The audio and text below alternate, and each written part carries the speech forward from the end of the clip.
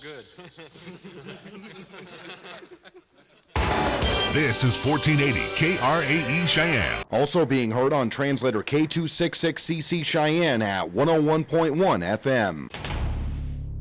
What you are about to hear is a sports talk radio show unlike any other that has ever before been broadcast in the capital city of Cheyenne, Wyoming, USA. This is Cheyenne, Wyoming's Sports Talk Authority. The Wyoming Cowboys, the Denver Broncos, the Colorado Rockies, and the Denver Nuggets. The show is local, it's regional, and yes, the show is national as well. Wyoming Sports Talk Today is on the air.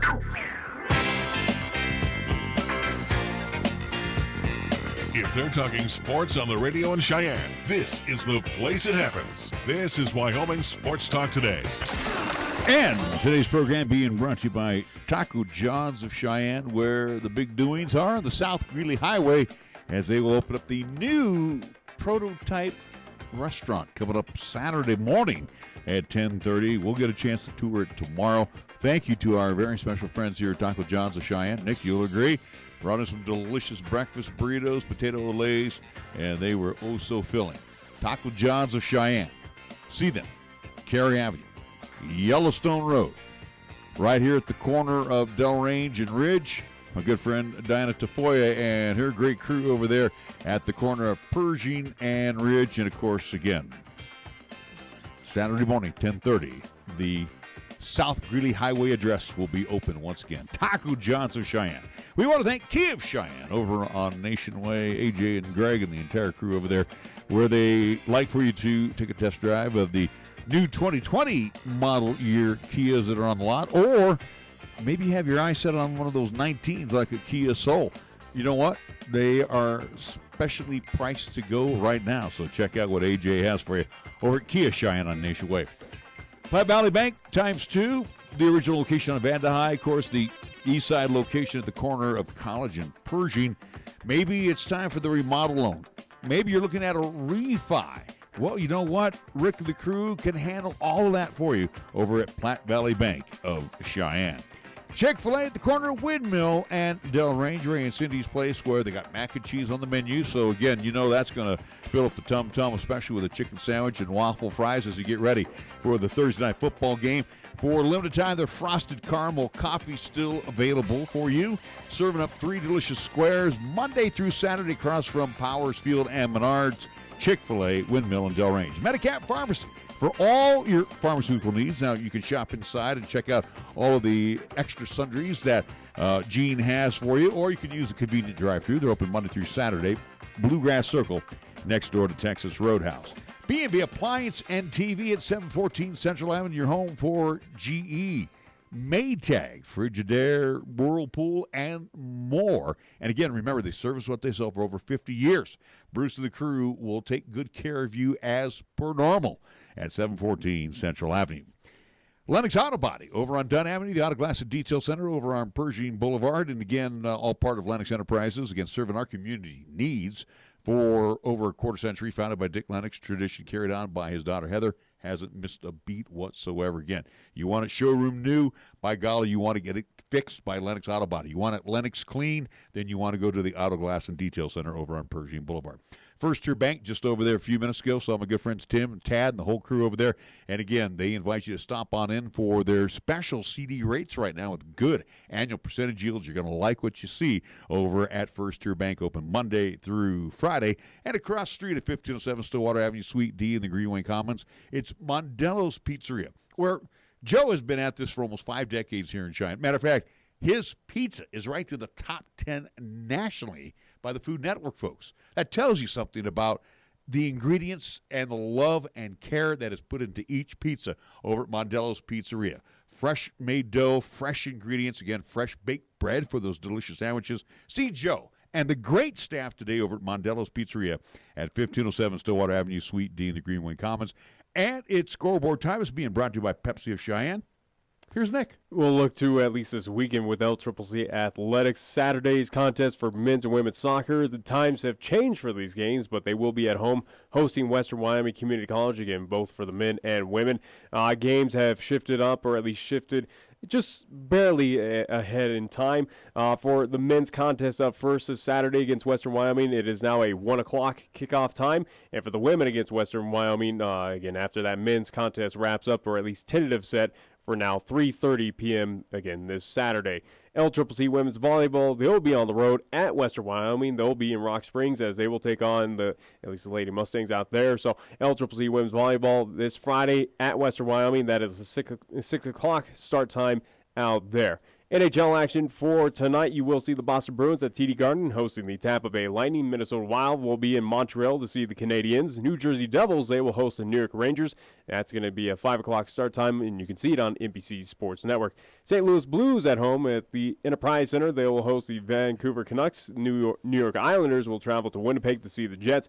Calgary Flames host the Detroit Red Wings. Arizona Coyotes there in Phoenix, Arizona will take on the Nashville Predators. Ottawa Senators will travel to Sin City, Las Vegas, Nevada to the T-Mobile Arena to see the Vegas Golden Knights in Staples Center. How about the LA Kings? They will host the red-hot Buffalo Sabres in NHL action tonight. Do want also to remind folks coming up tomorrow here on 1480 KRAE, 101.1 FM, 1480KRAE.com is where you can hear this contest.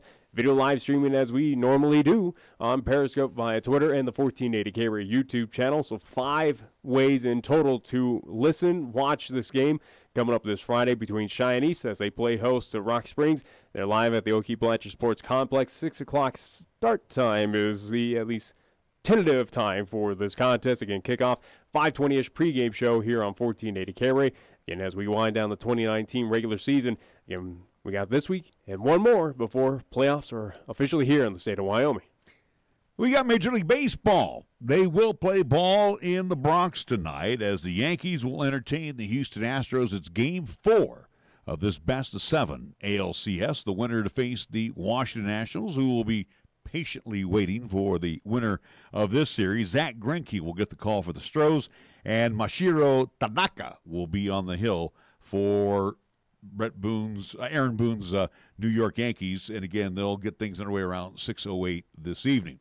At 6:20, from the National Football League at Empower Field at Mile High Stadium, the Denver Broncos will hook up with the Kansas City Chiefs in a good old-fashioned AFC West battle in Denver.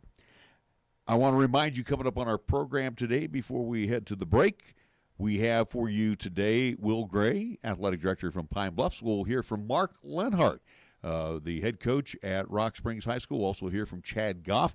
And up next, after we pay some bills, we will get comments from one head coach, Jared Bednar, as the Colorado Avalanche last night were in Pittsburgh.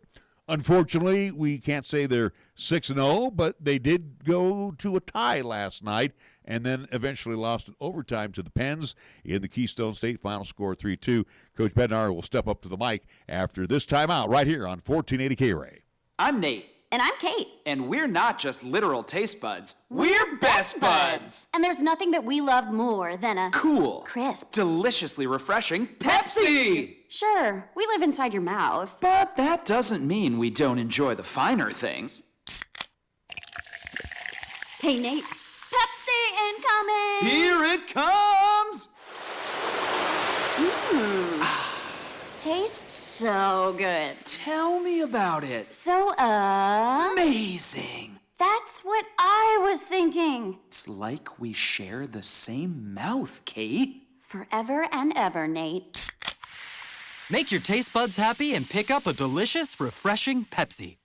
You're listening to Cheyenne's new Sports Talk Authority. This is Wyoming Sports Talk Today on AM 1480 KRAE. What do you think went wrong tonight from your end? I didn't love our game tonight, I'll be honest with you. I actually liked our first 5 minutes or whatnot. I thought we came out with some jump. Then we took the penalties, and they gained a lot of life out of that and owned the rest of the first period. Didn't like our effort in the second. Not the whole thing, but I felt like all of our lines were a little bit in and out. Just not good enough to come on the road and win. But third period, I did like our response in the third. We did a nice job in the third. Much better, by far our best complete period of the game. But you can't. We need a full 60 minutes to win on the road, we had a couple opportunities on odd man rushes in even in overtime, but we just didn't execute the way we expect our team to. So we just looked like we weren't sharp, and I felt like their team played harder, more physical, a little bit quicker, and more engaged than our group tonight. So, it's a tough break in overtime. We had flashes of good and just not enough to sustain good through the course of the night. So that's the way it ends up. Based on the fact that you guys had a power play in overtime, does that make it even more disappointing? Yeah, I mean, it's a tough play, right? Like we had 2 entries that we didn't execute. We didn't have great puck support on that. We kind of forced it into the zone, and their D stood up and won 2 battles and sent it down the ice, and they ended up getting a couple breaks on it. Just kind of the way our night was going, I mean, sucks to lose in overtime, but especially when you get the power play. But we had the positive side of the overtime is we had a couple really good chances to score and could have ended the game, and then we drew a penalty. But to not finish it off and get the 2 points is a little bit disheartening. But we'll just regroup and get after it again in Florida. It seemed like special teams and power play, but you've not lost energy after those. Yeah. It's kind of where it seemed like the team with the final score. Yeah. I mean, I think that's a fair statement. I didn't think our power play got us a bunch of momentum, that's for sure, and we didn't score. So, yeah, I would say that their power play in the first period, or their back-to-back-to-back power plays in the first period, gained them a lot of momentum in the game, because I thought we had a good first 5 minutes, and then they got that and they built some life off it and got some confidence on it, and it was dangerous. I think we dodged some bullets there on the first couple power plays. So their top guys are probably a little bit better than ours tonight, but it's the way it goes. We had to regroup and get back after in Florida. Were you concerned about the hit on McKinnon?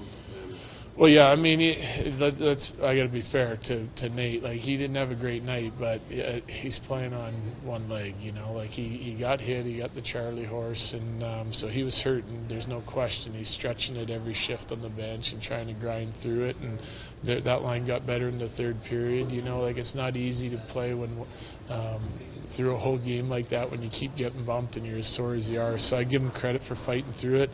And like I said, it's time to we'll study it. We'll put it behind us and regroup for Florida. Systemically, what were maybe some of the things Pittsburgh was doing tonight that maybe you guys hadn't seen, or at least were a bit different compared to other people? I don't think anything really different. They had a couple of wrinkles in their power play that they teed up a couple shots from in the slot. We made an adjustment after we saw it a couple times, and then they didn't get it again. For the most part, I just felt like they had good legs. They were willing to check. They wanted a little bit more than we did tonight. Silver lining in the fact that Nate played a ton in overtime and in the third period. Yeah, he was good. Obviously, that's a lot of growth for a 20-year-old. Yeah, I mean, we saw what he did last year in the playoffs. I thought he had a pretty good night, though. I liked him tonight. And Gerard was good again. I liked a lot of our guys at times, but just not consistently enough through the game. But for sure, Makar had a pretty good night for us. Do you think you guys are waiting for the big period because you've had it happen so much this season already? No, I just don't think. I think we were having trouble finding our game. Like the urgency to our game wasn't there from start to finish. Last question. You know what you're going to do on the back-to-back in terms of net? Yeah, I mean, it's a good chance we'll see Frankie in one of them. I haven't decided which one yet. When you say Mondello Pizzeria, think made fresh from scratch. When you say Mondello Pizzeria, think great pizza, delicious Philly cheesesteak, superb hot and cold Italian sandwiches, meatballs, sausage, and special subs, calzones, crisp salads, and great service. When you say Mondello's Pizzeria, think unmatched Italian taste. Mondello's Pizzeria, 1507 Stillwater Avenue, your only true Italian stop for lunch or dinner. First Tier Bank strives to remain competitive and offers some of the best CD rates in the community, as well as area banks and credit unions per Rate Watch reports. How does that make a difference to you? First Tier Bank can assist you in securing some of the best rates on CDs. First Tier Bank offers the personalized customer service you've grown accustomed to and deserve. Plus, feel confident that your finances are taken care of by a responsible, knowledgeable staff. Call 307-632-3500 and ask for Caitlin or Debbie. Member FDIC, Equal Housing Lender. If you're looking for fun and adventure, Kia of Cheyenne is the place to start, and the 2019 Kia Sorento will help you find it. I'm AJ Miller, and the 2019 Kia Sorento will give you what you need to make things happen. This vehicle has plenty of power, all-season traction, safety features, technology, and comfort for any road you're on. The Kia Sorento offers plenty of standard features for the money, and we're all about saving you money. Come in, call 775-0123, or go to KiaofCheyenne.com, and we'll make it easy. Machine each Monday through Thursday for the golden age of radio, featuring famous radio classics such as Jack Armstrong and Suspense Theater, along with pioneers in the entertainment industry like Bob Hope and Abbott and Costello, along with many other performers who've captured our ears many, many years ago. Join us for the golden age of radio Monday through Thursday, 8 until 10 p.m. on 1480 KRAE, also 101.1 FM, and you can also stream all of our programming on 1480KRAE.com. B&B Appliance and TV has been your locally owned appliance store for 49 years. Not only do we offer several major brands, we also service what we sell. And we have the largest parts department in Laramie County. Next time you're in a big box store, just ask to see their parts and service department. Then come visit the appliance experts at B&B Appliance and TV, 714 Central Avenue. Best brands, hometown service. Wyoming basketball fans, the season is almost here, and single-game tickets for the Cowboys and Cowgirls are on sale now. Don't miss over 30 home games in the Dome of Doom this winter. The Cowboy non-conference schedule is highlighted by Oregon State on November 16th, while the Cowgirls host Colorado and Gonzaga. Get your tickets today at GoWyo.com or call 307-766-7220. We'll see you in the AA this season. Here's the latest weather forecast on 1480 KRAE. For today, it'll be mostly sunny with highs around 74. Then for tonight, it'll be partly cloudy with lows around 39 and winds out of the south at 10 to 15 miles per hour. On Friday, it'll be mostly sunny with highs around 55. And on Friday night, it'll be mostly clear with lows around 29. When it comes to sports talk in Cheyenne, it's a whole new ballgame. Let's play ball! You're listening to Wyoming Sports Talk today, and it's only here on AM 1480 KRAE.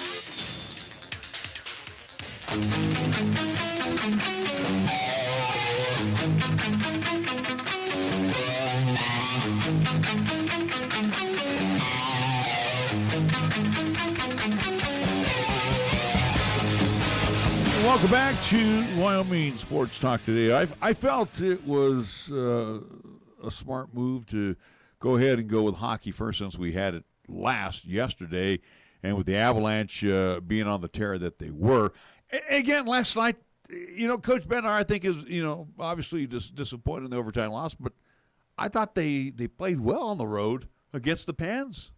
Again, a good opponent with Pittsburgh, a team that is, again, no slouch, especially there at PPG Paints Arena there in Pittsburgh, at least Pennsylvania. It's a situation that Avs, again, it was the off night, so to speak, for them. And an off game, what does that tell you about this team, how good they are? An off night, and they still tied. Yeah, well, again, you still tied. You walked away with a point. Unfortunately, was not a victory. Again, now it is now for this team, they are no longer undefeated. It's a situation of, you move on from this contest, and oh well. Again, the Avalanche, they're fine. You knew they weren't going to go 82-0-0, and this is the nature of the beast. You do fall. It's kind of like in basketball. Hey, it's tough to win on opposing ice. You just want to sneak away or at least get 1 point out of it. Avs did that. They did what they needed to do. And again, now focusing on, at least for the rest of the season, now, again, no longer have to worry or at least, read into this whole undefeated thing early on in the season. Now it's pretty much, all right, it's over. Now you just focus on just playing hockey and winning that Central Division. Well, and again, too, I think the Avs are going to reflect Bednar's press conference. He's down. And he expects every night that his team is on the ice to win. And again, he has been a very good – I don't care what people say. He's been a very good hire since he's taken over the bench duties. Well, look, at again, where Patrick Waugh basically turned his back on the Colorado Avalanche of leaving midseason. Here you pick up Jared Bednar, a guy who, again, half a season took care of the Avs. Again, his first season, it was one of the worst seasons for the Colorado Avalanche in history. They were on a downhill slide anyway. Well, yeah, without a doubt. But again, he was handed that job with not a whole lot of pieces to work with, where it was kind of doomed to fail early on. But ever since that, again, hitting the cellar, it has now been a work in progress where you made it into the playoffs. You had an early surprise, competitive against number one seed of Nashville in one playoff. Last year, taking care of business, upsetting Calgary, again, the best team in the Western Conference, being competitive with the San Jose Sharks. Again, you were one game away from competing in the Western Conference final against the St. Louis Blues for the Colorado Avalanche. So, again, it's a year-by-year work in progress for the Colorado Avalanche where you now expect this team to win. This team is now anticipated to take care of the Central Division, is now anticipated to make it to the Stanley Cup final, possibly, and if not, win the thing once again to add to the at least more championships that the Avs have in this program's kind of short existence so far. But, again, you got to like what Coach Bednar is doing for this Avalanche team where he's revitalized. He's gotten the fan base now at least focused back to loving hockey down there in the Denver area, or at least across the state of Colorado and even here in the state of Wyoming. It's a situation that, yes, without a doubt, Coach Bednar has been probably since Coach Quinville a couple seasons ago, has been one of the better hires for the Avalanche. Well, and let's look back at Patrick Waugh, and I'm glad that you mentioned him because I had to see what Patrick's doing these days, but Patrick got too big for the game, I guess, because, again, great career as a netminder. And, again, Stanley Cup rings, but also to, Hall of Famer. Hall of Famer, had a great relationship with Joe Sakic.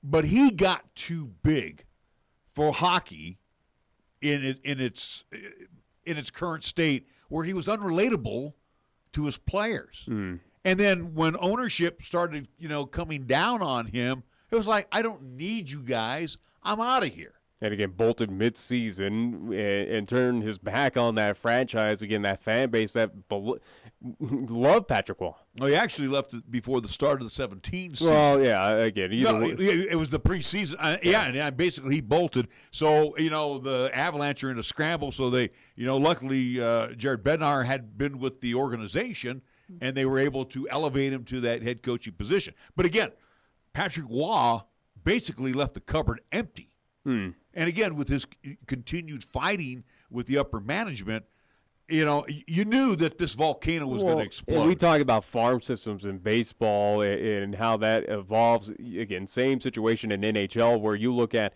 the brass, the draft, the development, the acquisition of these young, these talented players.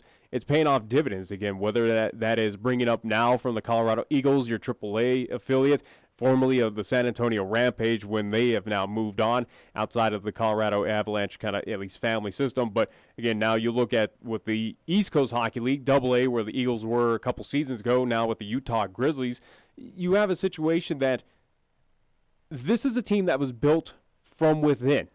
You drafted, you picked up young talent, you scouted these players, you brought them in, and they're paying off big dividends. But it's not like the Avs went out and picked up, hey, we acquired an Ovechkin. We picked up a Sidney Crosby. Let's build around him. We didn't pick up, a Burns or whoever. Again, some of these top build names across the NHL. No, the Avs did this the old-fashioned way of let's develop our players with good systems, again, in place with what you see with the Colorado Eagles. Again, you're talking two, at least back-to-back Kelly Cup champions in the ECHL. Playoffs last year in the American Hockey League, in a well-respected and a playoff-bound franchise in a very tough division in Loveland, Colorado. And again, Utah Grizzlies, they fare not as a pristine, at least prestigious program as what the Eagles are, but again, it's developing as now again you shift those personnel from Loveland now out to at least to the state of Utah, but. Again, they did it within. They did it by drafting. Again, looking at these young talent, developing under a good, solid core system, and now it's paying off in big ways. And again, could this be the year that it all finally pays off for Coach Bednar? To be determined. And again, we looked at the preseason. Yeah. We looked at the preseason polls. We looked at the preseason standings, the odds as well too. Again, it's an Avalanche team that was predicted to be number 5 or at least top 5. good odds to win the Stanley Cup. But also, too, and we're forgetting one of the key pieces, too. Again, the Avalanche. And again, I throw a lot of kudos out to one Joe Sakic. He finally has that ability now to, again, like we were talking about Lynch yesterday, ownership is staying out of it, okay? Sakic says I got to get, hey, I want to hire, and again, getting a Greg Cronin. Cronin, who's been around the NHL for many, many years, as well as in the minors as well. And this fit for Cronin being in Loveland has been a great fit. And again, the relationship that he has forged with Jared Bednar, I'm telling you right now, that the big club and the AAA team are thinking along the same lines, and this is very important right now. Well, like you said, 50 miles down the road, and even you look at his assistant as well, too, assistant GM with Craig Billington, where we've talked with him on the show before. Yeah. We talked about his deal to at least his push, and eventually became an official thing of moving up the Colorado Eagles as your AAA affiliate in the American Hockey League. So again, even with Craig Billington, former goalie as well, too, with the Avalanche. So you have two front office personnel, at least higher ups, that were part of this Avalanche franchise, know this fan base, know how prestigious it is. Again, with the previous Stanley Cups, they know what's on, at least what this fan base is, what it does to this franchise. Again, they can relate. And they know how important winning is to Colorado fans, without a doubt. So that's it seems like you do have a front office that is bought in clearly, is doing what is best for the team, and making the smart moves, and again, not going in out, at least going out around the league and going, oh, hey, Sidney Crosby, come on out to Colorado. Right. Ovechkin, please come on out. Some of the big names around this league, no, instead they go, let's do it the old-fashioned way. Let's do it, the way that we know we'll get it done, and with the players that we develop under our system, under our ways, our defensive lines, our offense, however it may be, we're doing it the Colorado Avalanche way. I'm looking here. Patrick Waugh is back. He's now, I guess, with a junior ice hockey franchise called the Quebec Remparts. You ever heard of them? No. He's the general manager, and he's also the head coach. So he's been with them before, and I'm just looking at what he did last year. In 68 games, he was 27, 28, 13 overtime shootouts, 67 points. He finished fourth in the Eastern Division. Who cares? I mean, let's be honest. The guy is forgotten news. At this I know, but I'm glad that you brought him up, because it was like, what happened to Patrick Waugh? He's back on the ice. He's still coaching. Should he ever come back to the NHL in a head coaching role? No. I don't think so. He doesn't deserve it. And again, he hasn't proven that he's worth a damn being back as a head coach in any franchise around this, at least National Hockey League. See, here's what happened when and this is what he did. He cited a lack of input in personnel decisions, so he stepped down as the head coach and vice president of hockey operations. Well, when he did that, he just quit.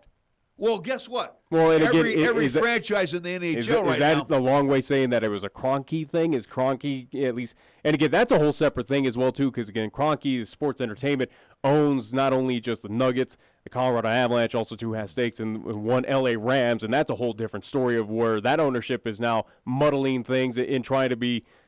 And I think a godlike figure for whatever reason of saying, hey, Sonny Boy runs the operations right now. Yeah. So the good news is, though, I think with that, it might have had Sonny Boy Kroenke back off a little bit, let Sakic run the squad, and which he has done. And again, he oversees Colorado. He oversees Loveland. He oversees the entire operation right now, and look what it's done.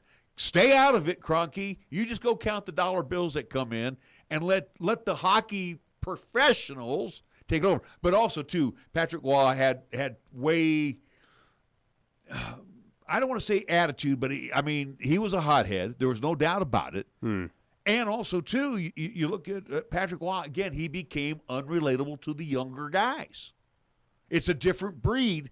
You have to have that. Again, you look at a Bednar who relates to the veterans as well as the rookies. Waugh was having a hard time relating to the younger guys, and they couldn't understand what he wanted to do. And he would get all frustrated and angry, and some of his press conferences were ones that you didn't want to be at. Well, that's how bad it was. Even talking here on the local side with at least former Cheyenne Stampede head coach Neil Breen, again, a guy who's kind of that old school thinking in hockey again from the old days of, hey, rub some dirt in it and get back on the ice, so to speak. Again, it is a different breed of, at least with the up-and-coming players here of this generation of, again, that old school mentality, that old school way of teaching and practicing and everything doesn't work. You gotta create a play style that's going to be at least suited for the up-and-coming players that are in this generation, that are growing up in a different way than what was hockey back in the 70s, the 80s, the 90s. We're in a new breed here. Yeah. And again, I think that's what Jared Bednar has established in Colorado.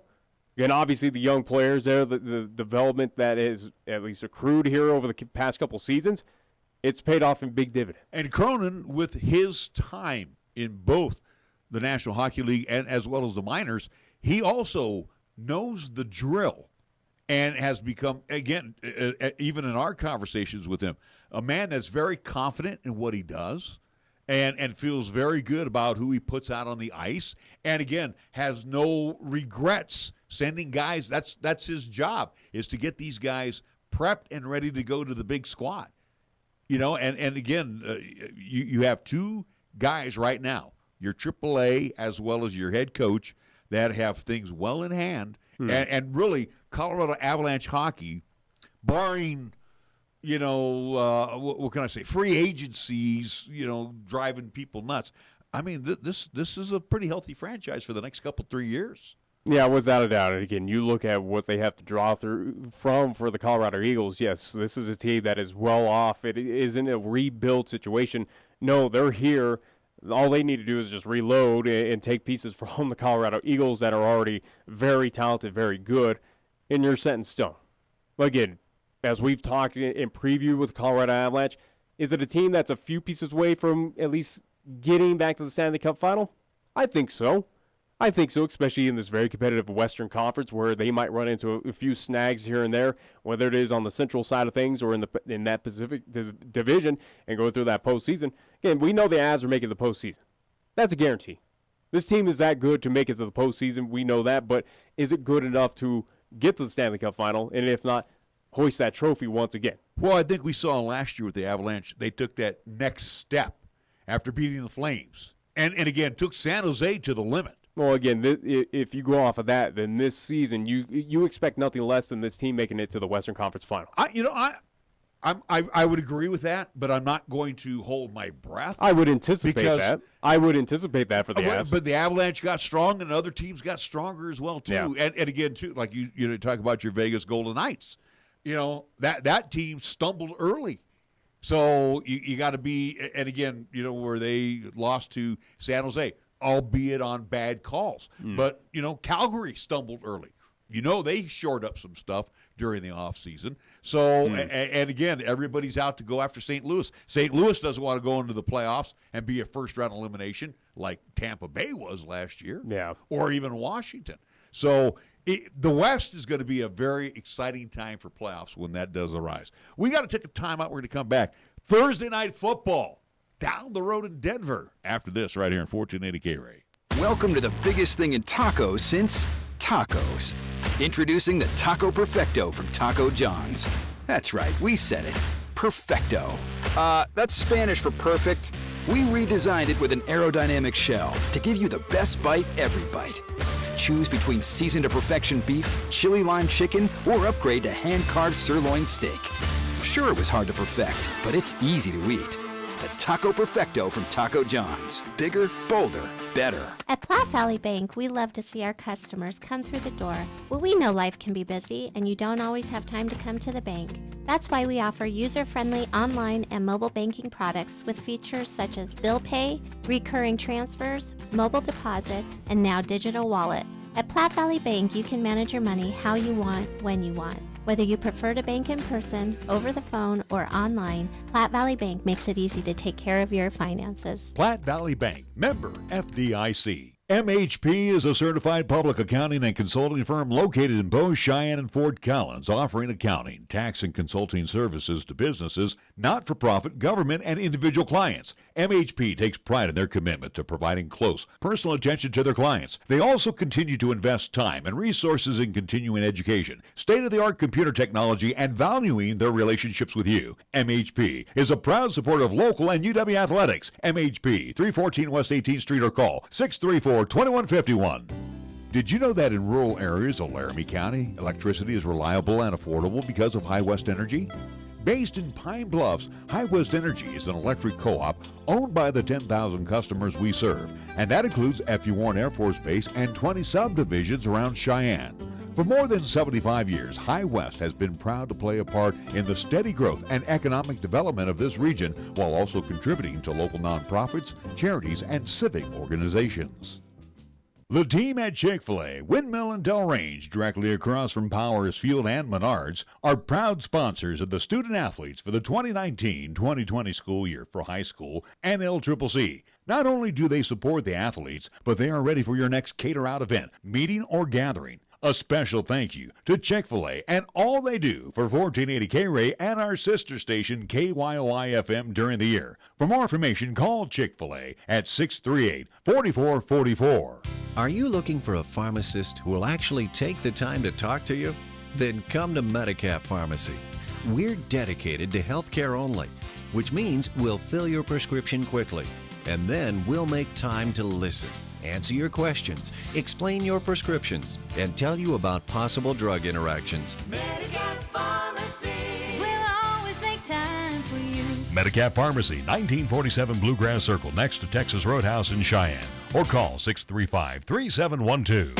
Here's the latest weather forecast on 1480 KRAE. For today, it'll be mostly sunny with highs around 74. Then for tonight, it'll be partly cloudy with lows around 39 and winds out of the south at 10 to 15 miles per hour. On Friday, it'll be mostly sunny with highs around 55. And on Friday night, it'll be mostly clear with lows around 29.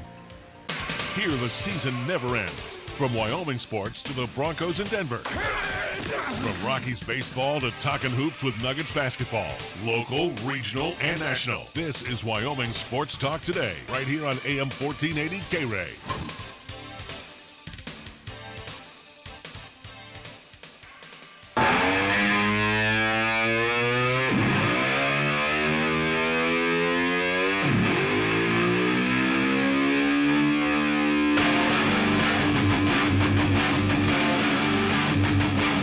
Before we get into the Broncos-Chiefs matchup at Empower Field at Mile High Stadium, Nick brought up a good point while we were in the break. Again, if you've been trying to watch on altitude. Well, it's more so in the satellite sides of things of direct and dish. Yeah. And again, to altitude. And this happens with various, again, working in that industry years ago. This is something that, hey, channels say, hey, Dish and DirecTV, we want more. So we need you to charge folks more, or at least up your prices so we can get some money because, again, folks obviously want to watch our channel, so we deserve that money because, again, we are garnering eyeballs to the TV. But also, too, success brings more eyeballs to the pictures as well. So basically, it's a war right now between ownership, again, as we talk about Kroenke. And who owns both franchises, the Nuggets as well as the Colorado Avalanche. Well, I do believe also, too, has a stake in the Altitude Network as well, too. Again, owns that because, again, it is just for Denver, at least those Denver teams down there. Again, it is a localized, at least, TV network. But, again, it's more so on the Dish and DirecTV sides of things where, again, it is looking like, if not is happening or going to eventually, that those two, at least, satellite providers are going to at least let go of Altitude due to the fact that that channel, that network is asking for a little bit more money out of those two companies. So what that means is more on the satellite, if you do have Dish and DirecTV, that you would not be able to watch those games due to the fact that that channel would no longer be available on those satellite providers. So it's still something available, that the Nuggets... It's still available like on Spectrum. Excuse me, I didn't mean to bounce things around here, but it's still available on Spectrum, so we can watch it here locally. You might want to be careful with that laptop there, since that's don't kind worry of about bread it. and butter. I just bumped it, that's all.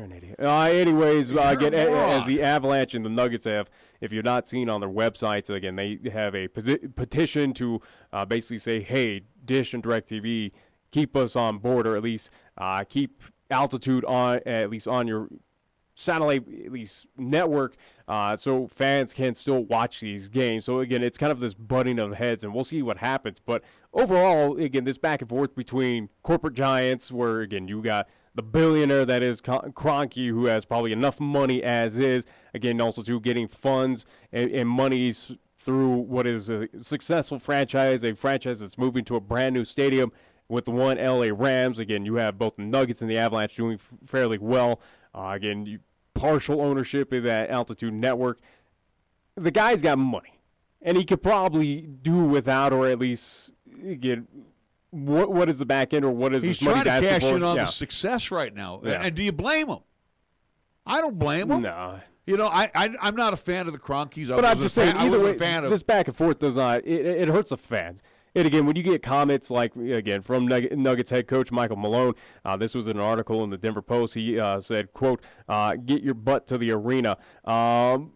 Again, when tickets... Easier said than done. Yeah, when tickets, again, for hockey games and for basketball, especially with two franchises that are very successful right now, have made it to the postseason, have high hopes once again here in 2019-2020, those prices go skyrocketing. For a family of four who, you know, again, we'll say on average salaries, you're asking a lot. When those, even for the nosebleeds, go back to at least this past weekend at the United Center, where tickets out there to see a Blackhawks game against the Winnipeg Jets, pretty pricey.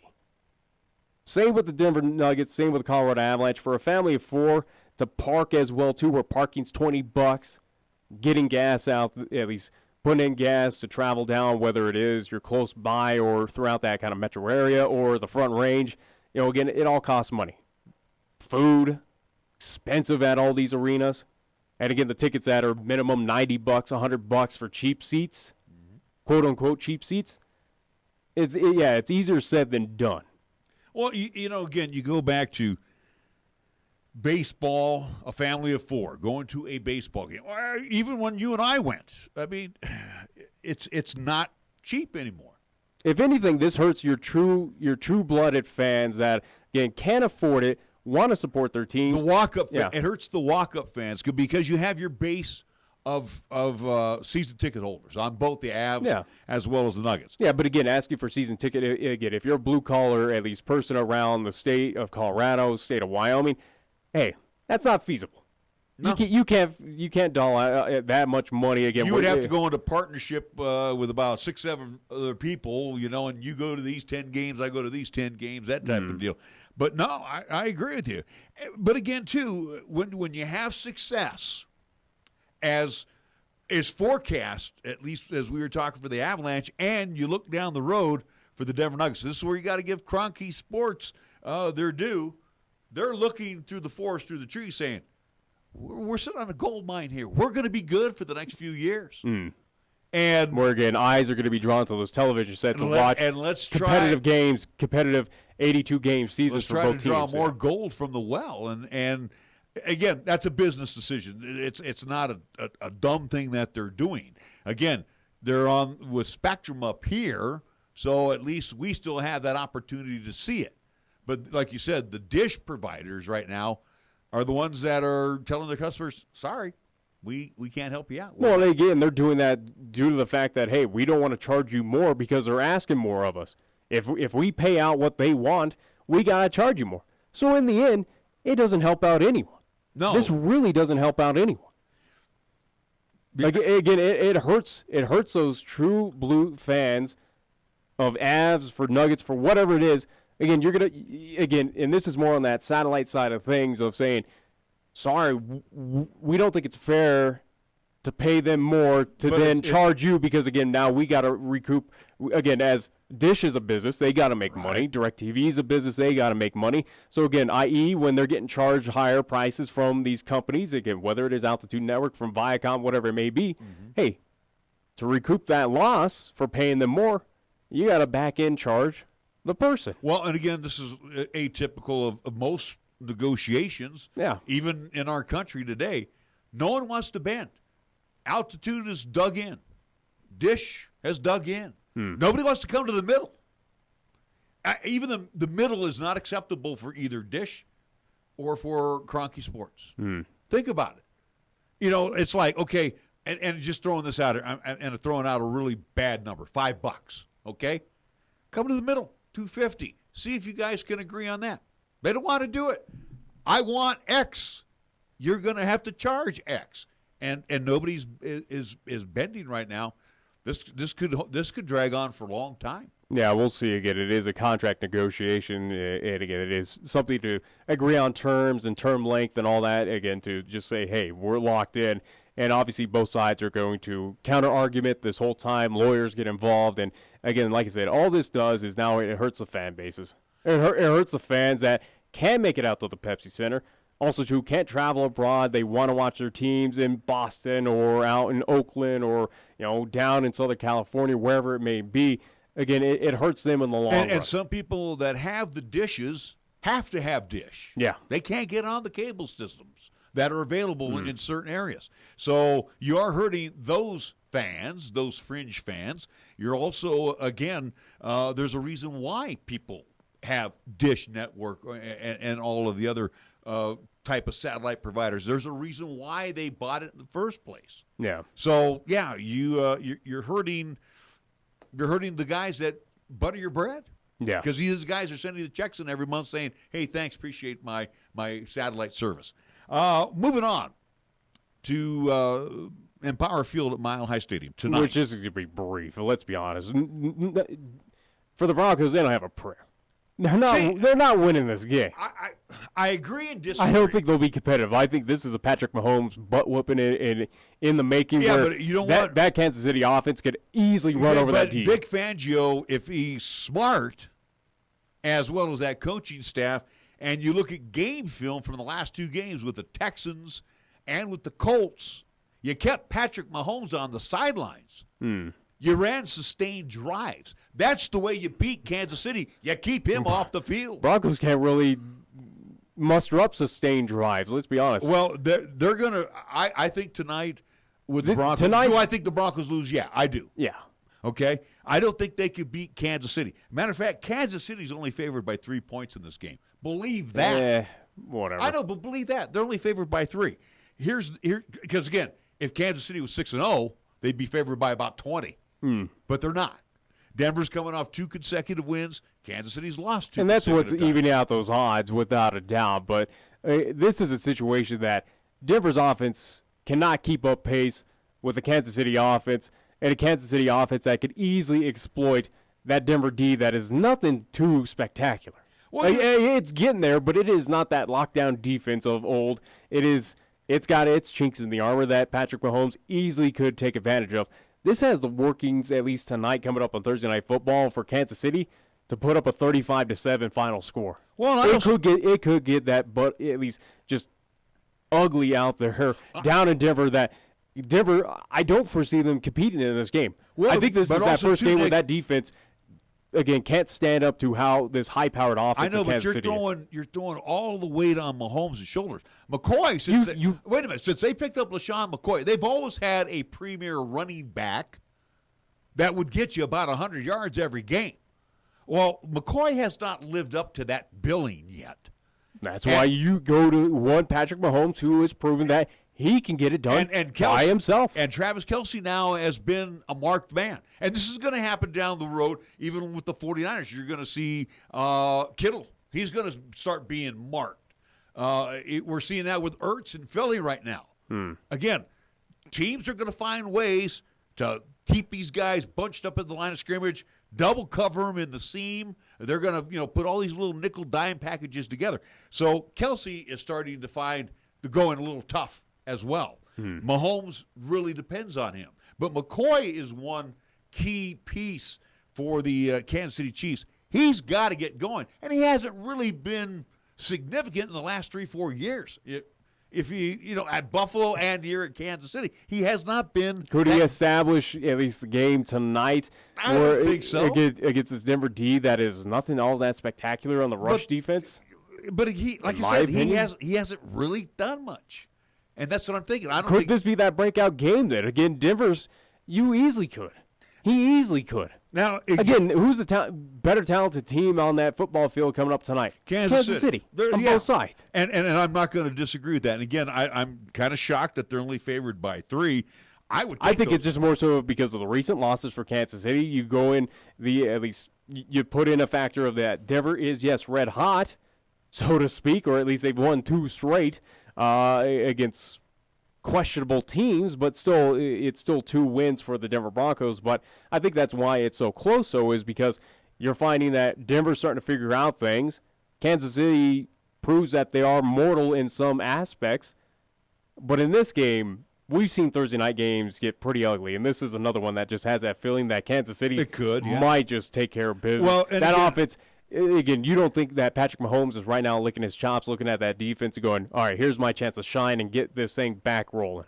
I think tonight the Broncos' approach to this game is, as always, is going to grind it out. And, they're going to throw the ball a lot in Lindsey's hands. So, they're hoping that, again, they're going to try these sustained drives, run. Flacco throws, a little 10-yarder. Again, Flacco's not going to beat you deep, okay? And, again, Flacco is going to feel a lot of pressure tonight. Oh, yeah. So when he's in the pocket, because, again, he's pretty good at feeling the pressure, and he can do a couple steps either way, but he's not going to run. He's still stiff. And he's not going to roll to his left and roll to his right. He's your prototypical pocket passer. So he's the guy that'd rather take the sack than have to run. And that's right. Kansas City is going to put a lot of pressure on him. So if they shut down, and I think they will. I think Kansas City's at least front line absolutely will get past that offensive line for the Denver Broncos. I think they shut down the running game tonight too. I like Lindsey. I think he'll probably get about 40, 50 yards. But, they're just not going to be able to establish much against that front line of Kansas City as well as the backers. Again, Flacco, very immobile back there. And again, you think about Brissett, mobile quarterback. You think of Watson, even though he's coming off the knee surgery, he's still a mobile quarterback. Yeah. So I think what you have tonight is, like you said, a very stiff quarterback back there. And he's going to take his lumps. I honestly believe that Flacco's going to take his lumps. I wouldn't be surprised he gets sacked 5 times tonight. Yeah. But again, do I agree with you that Kansas City wins? Yes. Do I believe that they win by more than 3? Yes. Like I said, in my opinion, of just seeing what Broncos are, again, I don't read into what has happened to them. Yes, Kansas City does look like it has some flaws, but I think this is that game that, all right, here's an opportunity to fine-tune things, get back to the old Kansas City way. Here it is, a rivalry game in Mile High to basically say, hey, we are the better team in front of that fan base, and go, hey, sit back, Broncos, as we take care of the AFC West. And you know who's going to have a good game tonight? I can already see it right now because they can't keep up with him. And that's going to be the Bronco linebacking core. Going to be Travis Kelce. He is going to be you watch how many times they throw to him tonight, and because they have those little stats now, how many he caught and how many times thrown to. I'll guarantee you that Mahomes throws to Kelce at least minimum 8 times. And I think he finds spacing. I think he finds open routes without a doubt. I honestly believe, though, this game could be one of those moments where Kansas City fine-tunes everything. This is their chance to figure out, okay, this works well, this doesn't. It's basically not saying that Denver, they're looking at Denver as the practice squad, so to speak, but it is that opportunity, I think, in this game that, okay, here's this play, let's try this out. Okay, it didn't work, let's try this out. Okay, it worked. Basically this is this tune-up game, so to speak, for Kansas City to get back in the right track. Over and under is 49.5 points for tonight. I think 35-7. I think it would be something like that in favor of Kansas City. If it's a low-scoring game, it bodes well for Denver. Denver wants to keep it 16-10, 17-13. I don't foresee them slowing down this offense. But I'm just saying, if they are within a touchdown and it's low-scoring, they've got a shot. If it gets to, like you say, 35 to 17, no way. Again, Broncos team that could barely muster up 17 points per game. Yeah, if it gets out of hand like that, sorry, Broncos have no shot. And again, Mahomes, who's 4-2 this season, has thrown 14 touchdowns and only has 1 INT. Mm-hmm. So I have a feeling that Kansas, the 49.5 point, I would take the over on 49.5. I think it's going to be a high-scoring contest. Weather's nice. Yeah. So it's not cold. Winds are not going to make a difference. I think it's going to be a high-scoring affair. Like I said, it has that perfect storm, quote-unquote, for Kansas City to get back on the right track, get back in the winning ways, and take care of business and pretty much embarrass this Denver team in front of their home fans on Thursday night. It could be. And again, I'm going to leave it right at that. It could be a butt-whipping coming up tonight at Empower Field. But again, if the Broncos' defense rises tonight, and again, I know they could shut down McCoy. McCoy is he's 31 years old. He's not the same anymore. Okay? Yeah. If they do shut down the likes of Kelsey, which I don't think they're going to do, that will alter Mahomes' his game plan. But like I said, if they shut down McCoy, I wouldn't be worried if I'm a Chiefs fan watching that happen. If that's something that is the positive out of Broncos defense, that you shut down McCoy, not the end of the world. But again, with the Broncos sitting at 2-4, we didn't have them even at 2-4 after their really slow start. I mean, again, I thought Tennessee was going to be a lot better team than what they showed. Tennessee's turning out to be one of the worst teams in the National Football League right now. But again, I Chargers, we didn't expect them to go win at Carson, did we? No, but now we see that the Chargers are not that good of an outfit either as well, too. So, again, their 2 wins so far, litmus test-wise for the Broncos, have not impressed me. This could be the breakout game for the Broncos if they it's a quality win, without a doubt. And also, too, that tells me that you got loads of momentum on your side right now if you're Denver. So, if you get it done. As we looked yesterday and said, hey, Buffalo, you got a very good shot at being the wild card team. Again, Buffalo has a great shot at being at least at 1 loss with about 10 wins. But I'm just saying with the Broncos, if they pick up this quality win tonight, that puts them at 3-4. You're looking at about a 9-7 mark for the season. They get 3-4 with, again, 1 game technically behind Kansas City. That would sit at 4-3. Yeah, and the Raiders would be a half game out. But my point is, though, if you got Buffalo where we're picking them at about 11-5 this season to get to the wild card, because obviously New England's going to win the East. Somebody's going to be out of that 9-7 routine that's going to make the playoffs. That could be the Broncos. Which also too, I'd more look at the AFC South where Houston or Indianapolis is more that 9-7 possible team. And again, I'm one of those guys waiting for one of these, like Indianapolis to stumble. I mean, I don't think that's going to happen. It's too good to be true right now. But again, this is a huge game, both for KC as well as the Broncos tonight. Coming up next hour, and we're about a tick away from the next hour, we want to invite you to join us because we have 3 wonderful guests joining us. We'll be chatting with Will Gray, who is the athletic director at Pine Bluffs High School. So we get a chance to chat with our county ADs as we talked to Barry Ward here about 2-3 weeks ago.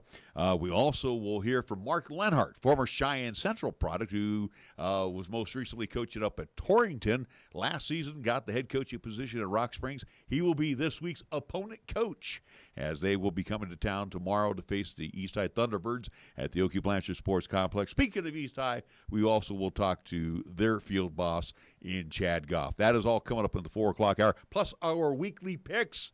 Oh, my. We're back after this. This is 1480 KRAE Cheyenne.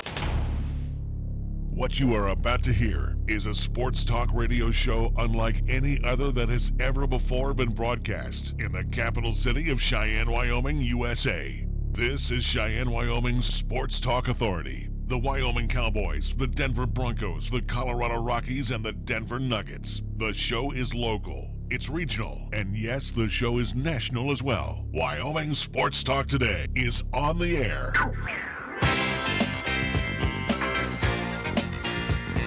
If they're talking sports on the radio in Cheyenne, this is the place it happens. This is Wyoming Sports Talk Today.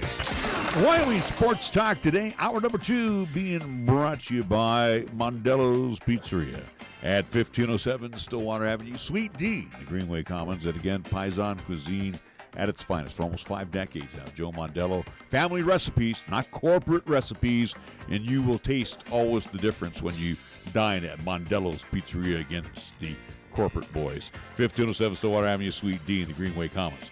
How about First Tier Bank directly across the street at 1508 Stillwater Avenue? Again, open Monday through Friday, where they have some sensational CD rates going on right now. So talk with the great staff over there and find out these annual percentage yields that they're offering right now on CDs at First Tier Bank.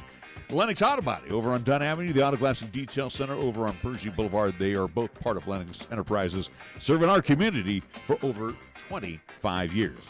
B&B Appliance and TV. Hey, 714 Central Avenue. For over 50 years, you've been able to enjoy GE products along with Frigidaire, Maytag, even Whirlpool. And again, they service what they sell. So if you have something that's not working properly at home, get a hold of that service department. B&B Appliance and TV, 714 Central Avenue here in Cheyenne. Medicap Pharmacy, for all your pharmaceutical needs, open Monday through Saturday. Gene and the great staff, same location as always, Bluegrass Circle next door to Texas Roadhouse. Chick-fil-A of Cheyenne, right here at the corner of Del Range and Converse, across from Menards and Powers Field, serving up 3 delicious squares Monday through Saturday. Dine in or use their 2 convenient drive-thrus. Our good friends Ray and Cindy, the Meffords, invite you to try their place, Chick-fil-A, Windmill, and Del Range. Pine Valley Bank has 2 banking locations, the original over on Vanda High and, of course, their east side location. Catch them on the way home tonight. You can see them over at the corner of College and Pershing.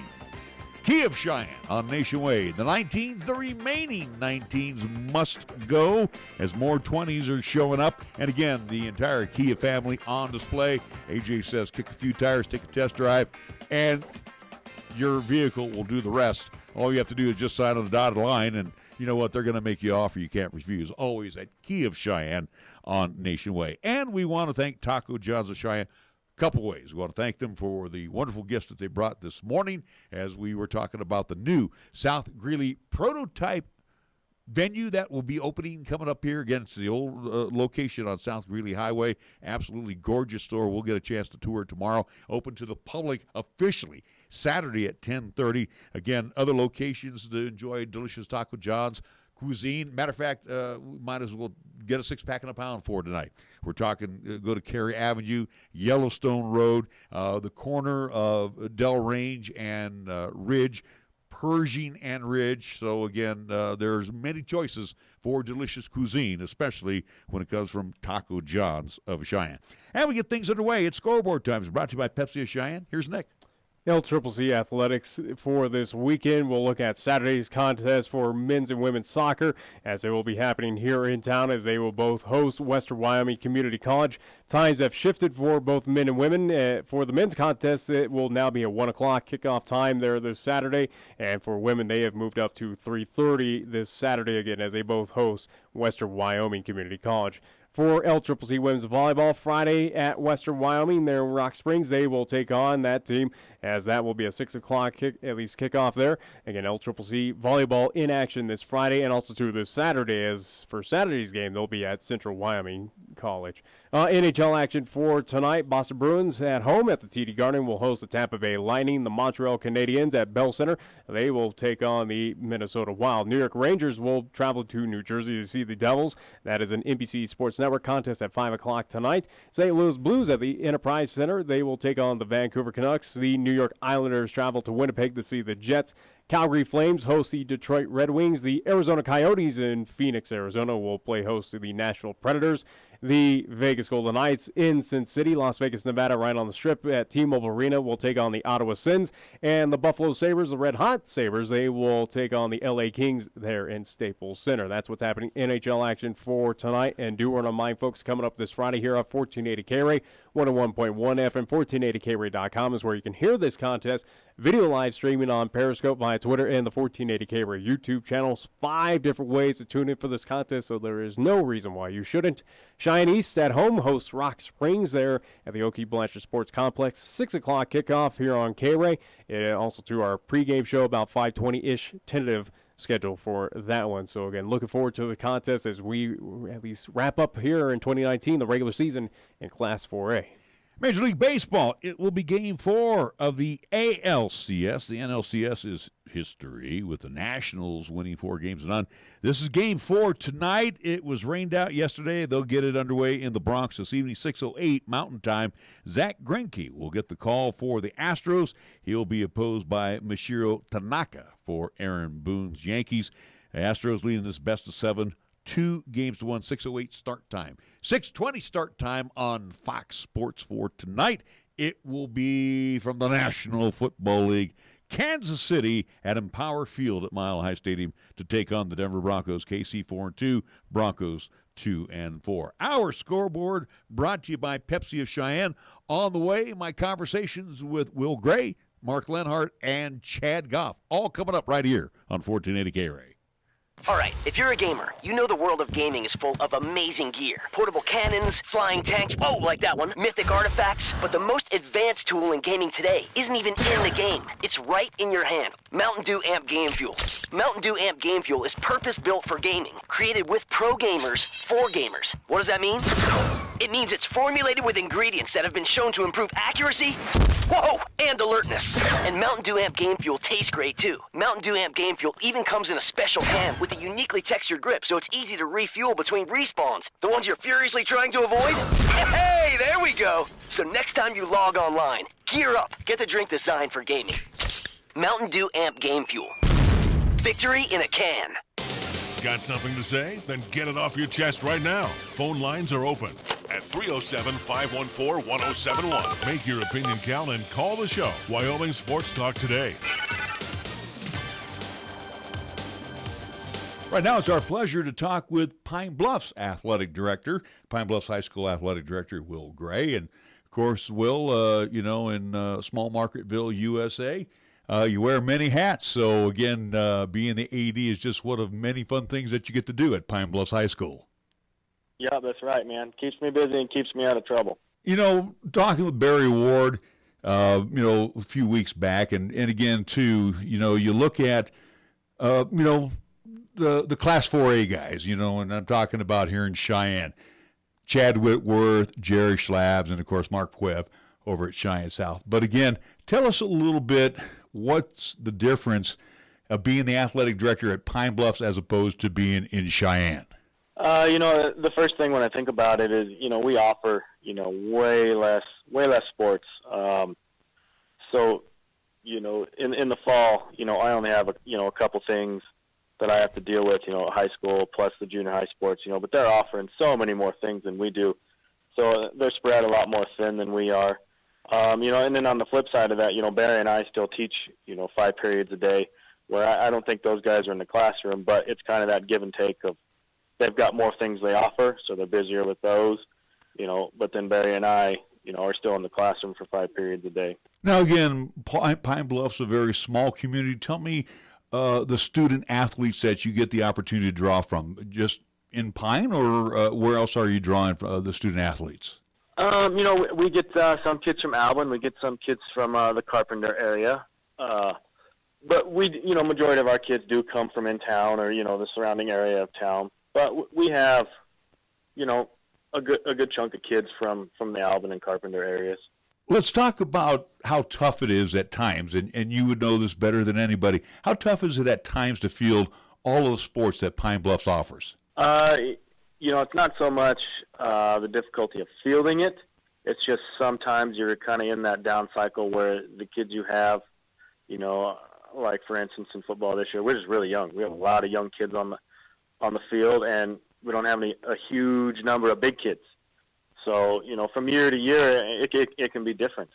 Just the product you're putting on the field is just different. You go in those cycles in a small school, or we got less bodies to choose from. I think we have 50 boys in school. Some do cross country. We got, I think, one that goes to Cheyenne and plays hockey. So just the number of boys that fluctuates each year is kind of difficult for us. And in the girls, it's the same way. We have a 7th grade class that has decent numbers, but there's only 3 females in the class. So when we look at junior high sports, their numbers are kind of down a little bit in the girls, but there's 22 boys or 23 boys, something like that.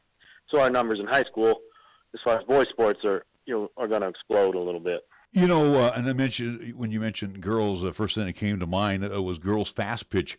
Was recently adopted by the Wyoming High School Activities Association, and of course our school board here in Cheyenne passed it unanimously. So South, East, and Central will be offering girls fast pitch coming up here in the near future. How did that affect Pine Bluffs? Do we have young ladies that will be maybe coming over to town and participating in fast pitch? I could see a couple. I don't necessarily have any names, but we've got some that play, for the Kimball teams in the summer. We don't offer it, at the junior high level. We just have little pee-wee stuff and little league stuff. But we have some girls that go to Kimball and play. So I could see a couple of them do that, which if that's what they love to do, we're going to support them and we're going to find ways to make it work for them. I had this conversation with Barry here a few weeks back, and I'm going to ask you the same question because the I-80 East Series happened again this past Friday night. And again, in my travels throughout Wyoming, with our smaller communities especially, whether the season is going good or it's a little rough, the thing to be is to be seen at a Friday night game at either Pine or Burns. And the nice thing is it's still the thing to do on a Friday night. Yeah, there was quite a few people there. We had a doubleheader actually we had a tripleheader. The junior high teams played I think that kicked off at 1, and then high school volleyball started about 3, I think, and then the varsity football game, and our school board and our superintendent put together a chili and cinnamon roll feed. Just because of the weather, they usually do hamburgers and things, but with the weather, they had chili and cinnamon rolls that was free for anybody that came, and there was great attendance and everything, and everybody behaved themselves, and there was no issues, and it was a good night. It wasn't what we wanted on the scoreboard, but the kids competed, and I think you create some different relationships through that. It seems like for the bigger schools, the facilities get improved first. So how tough is it for your school, especially at Pine Bluffs? And again, I know you have a wonderful football facility, but to do any type of improvement. So again, I'll just throw out like football lights or scoreboard or even the placement of all-weather turf. How tough is it to get those funds appropriated for Pine Bluffs High School? It's kind of difficult. We do have an awesome gym, but for us to make upgrades in it because it was built in the 60s, there's some just some modernization things that you have to do that have nothing to do with the upgrades you want to do. So, if we do anything, we have to upgrade some other things just to, be up to, standards of today. So for us, that's kind of a challenge. And as far as turf and those things, we would love to have it, but we certainly understand that it's expensive. And, at a small school, that's maybe not your best way to invest your money. But we ask for things every year, and we have a very awesome school board and a superintendent and a business manager right now that hear us out, and sometimes they say yes, and sometimes they say no. But when they say no, they have good reasons for it. So we always want something new and improved, but we get it when we can't have it. And Will, that's going to lead me to my final question with you. I know that your high school, you always have needs and wants, and you were just mentioning about the high school gym. Is there anything pressing right now that the state of Wyoming or, Laramie County School District number 2 needs to seriously look at? If you can wave that magic wand, is there anything pressing right now at Pine Bluffs High School that needs to be taken care of? For me, we need more locker room space. When visitors come here, we have spaces for them, but they're not the biggest. And we just need some bigger locker room spaces. And that's something that'll come over time. We talk about it all the time, and we're trying to develop plans for it. But we're not too picky. We like what we have, but like I said, there's always that end goal or that dream of what you want things to look like, and we'll get there eventually. The comments from Pine Bluffs Athletic Director Will Gray. We'll take a timeout. More coming up right after these words on 1480 KRAE. When you say Mondello Pizzeria, think authentic Italian. When you say Mondello Pizzeria, think made fresh from scratch. When you say Mondello Pizzeria, think great pizza, delicious Philly cheesesteak, superb hot and cold Italian sandwiches, meatballs, sausage, and special subs, calzones, crisp salads, and great service. When you say Mondello's Pizzeria, think unmatched Italian taste. Mondello's Pizzeria, 1507 Stillwater Avenue, your only true Italian stop for lunch or dinner. Come one, come all to the 3rd Annual Fall Halloween Festival Farmers and Crafters Market presented by family-owned and operated Riverbend Nursery and Stone Company. This annual event will be Saturday, October 19th from 10 a.m. till 4 p.m. at 8908 Yellowstone Road. It's only $5 entry per carload.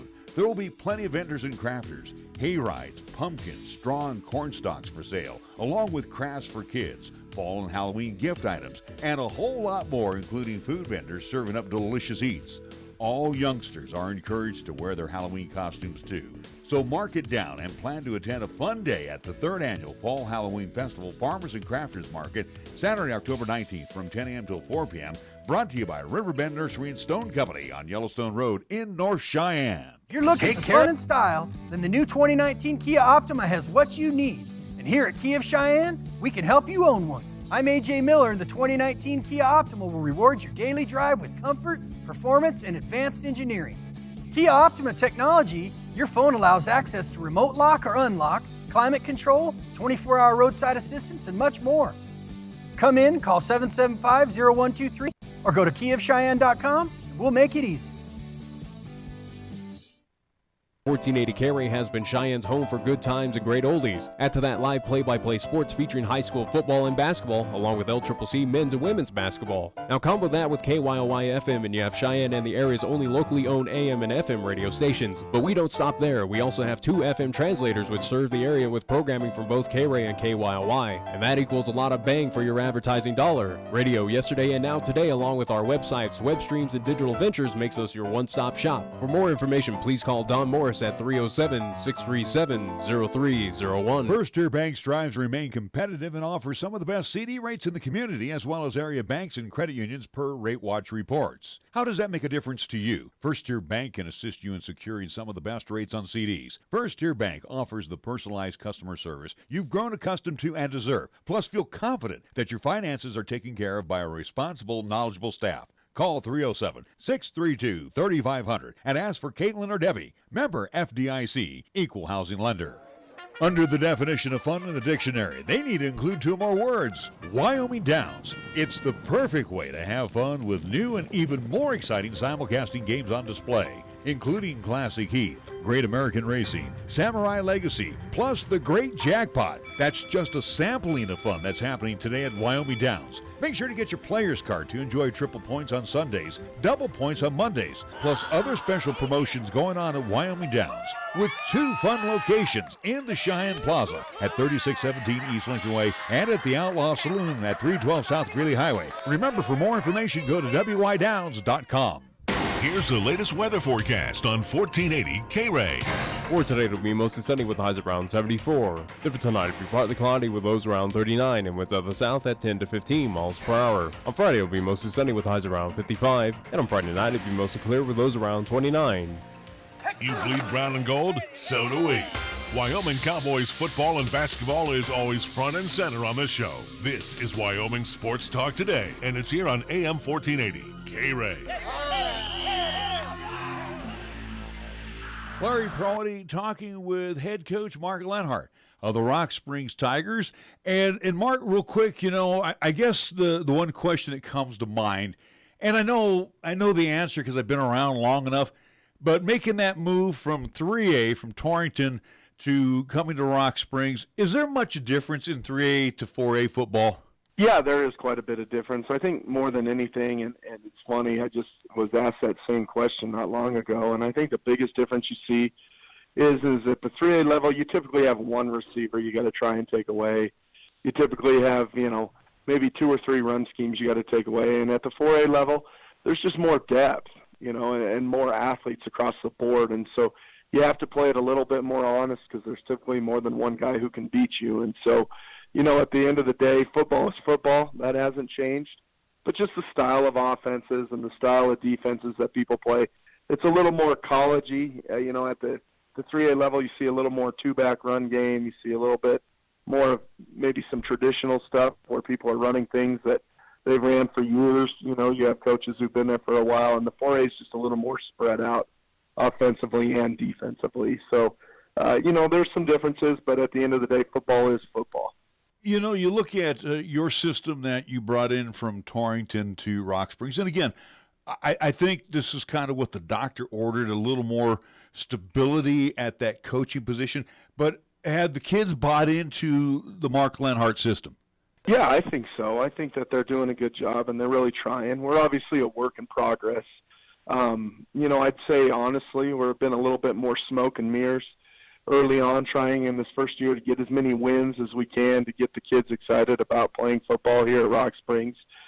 For the third biggest school in the state, we definitely, we don't get the numbers out that we need to get, and I think that that's just going to happen over time, just in terms of our recruitment and getting down to the junior high, getting kids excited about being a Tiger. There's some advantages to being here. It's just one school, for one town, which is nice. So we've got a large enrollment with a small school mentality. So hopefully we can get that going in the right direction in terms of getting our numbers better. But at the end of the day, I think that we've done some good things here. I think that we've been competitive even in our losses this year, and we just got to keep finding a way to try and win a close game.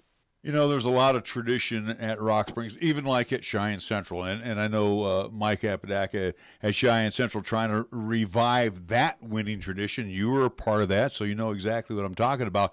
But you also know, too, from your playing days, Rock Springs always had a very quality program. So you're trying to instill that winning tradition back into this program? Yeah, no doubt about it. And I think it's one of those where, it's just the same old that we're all trying to fight. I don't care what school you're at right now. It's getting kids out and getting them bought into wanting to get better year-round.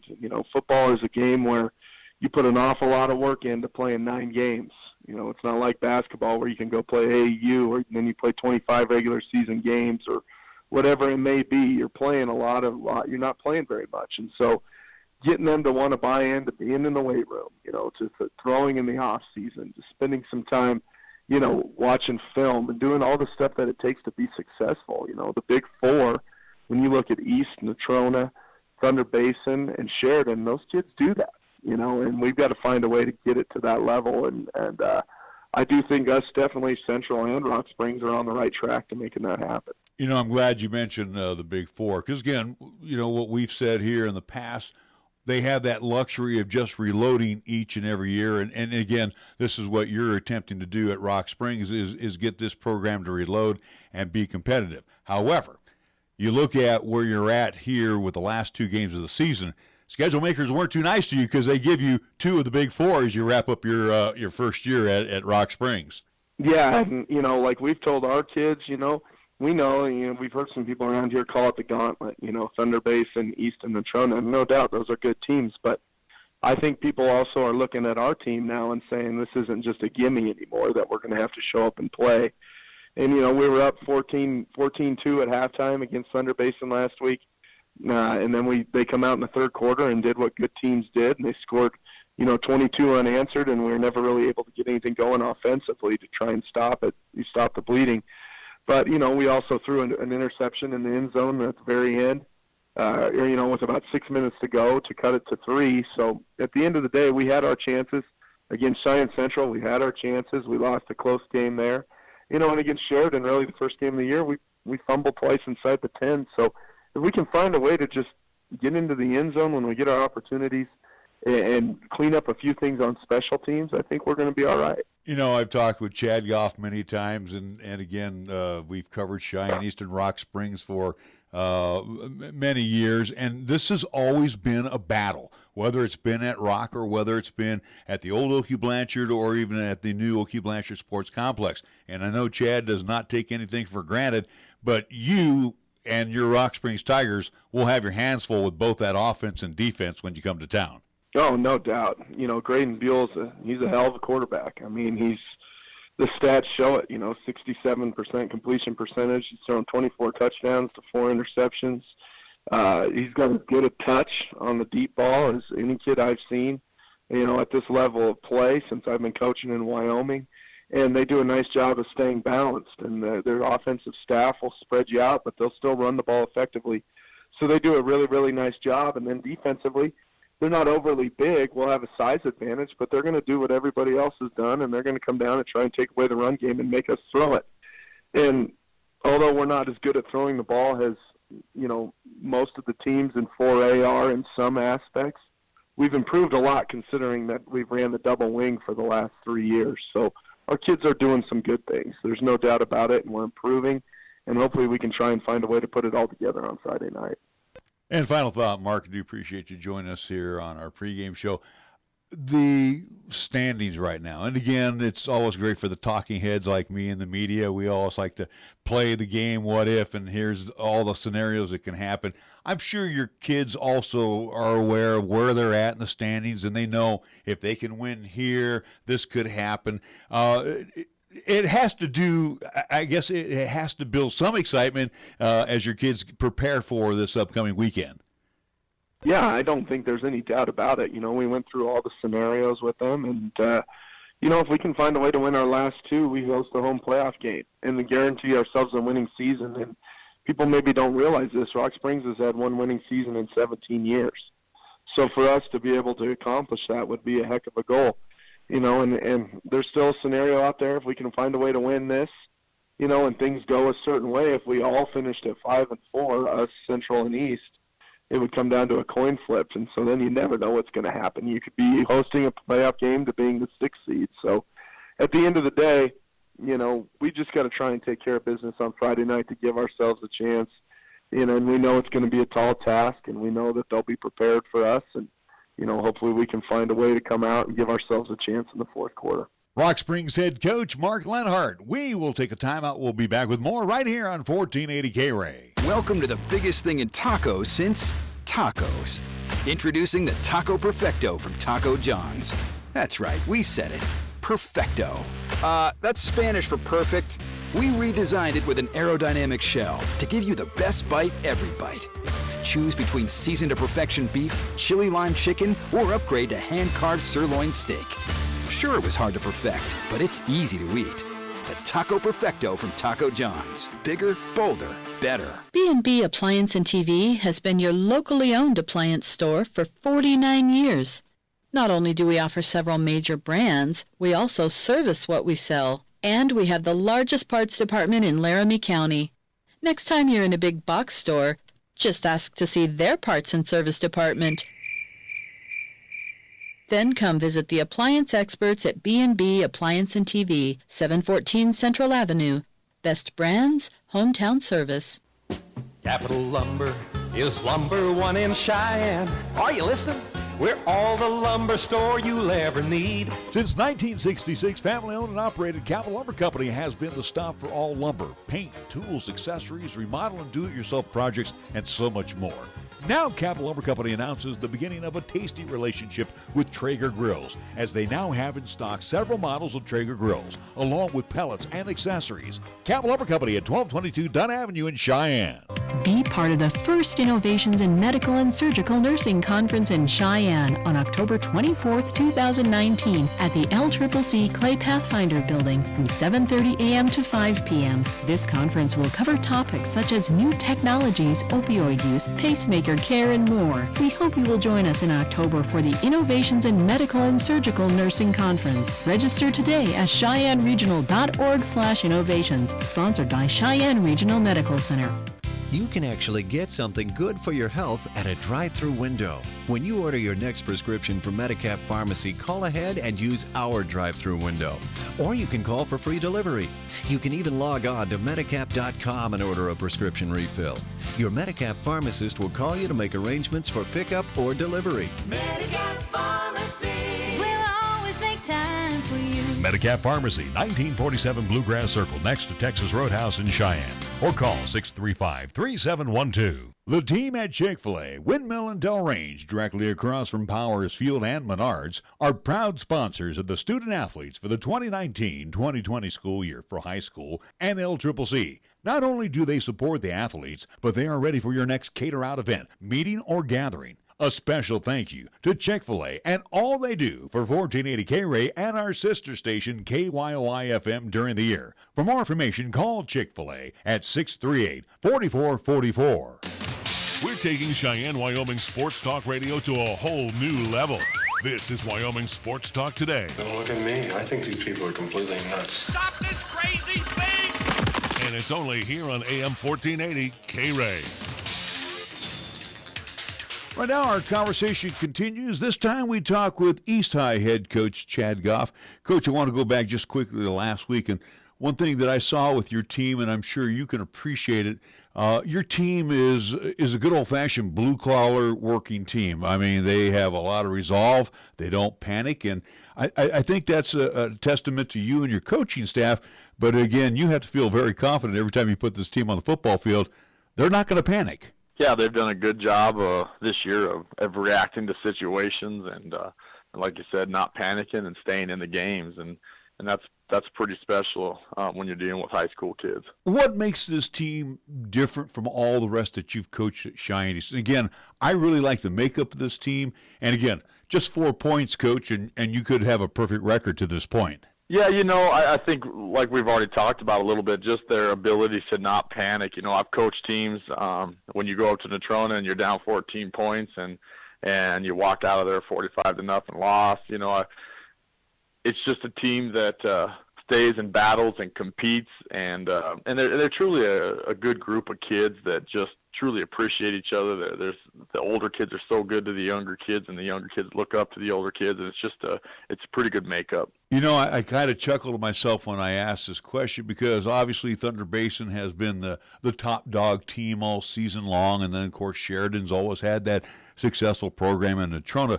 But I almost feel like every time that the Shiny Thunderbirds step onto the football field, you're the ones with a target on your back, as Cheyenne Central tried to prove this past Friday night. Yeah, I feel like we get a lot of people's best games, no doubt about it. You watch team, and that's where we've got to get better. We've got to get to that point where maybe we can get people to quit before they get here, and I think that happens sometimes with some of those other teams. But I think that we get a lot of people's best games. You still have and I know I seen it's cleaning up a little bit, but you still have a little problem with the mental mistakes. That yellow flag is.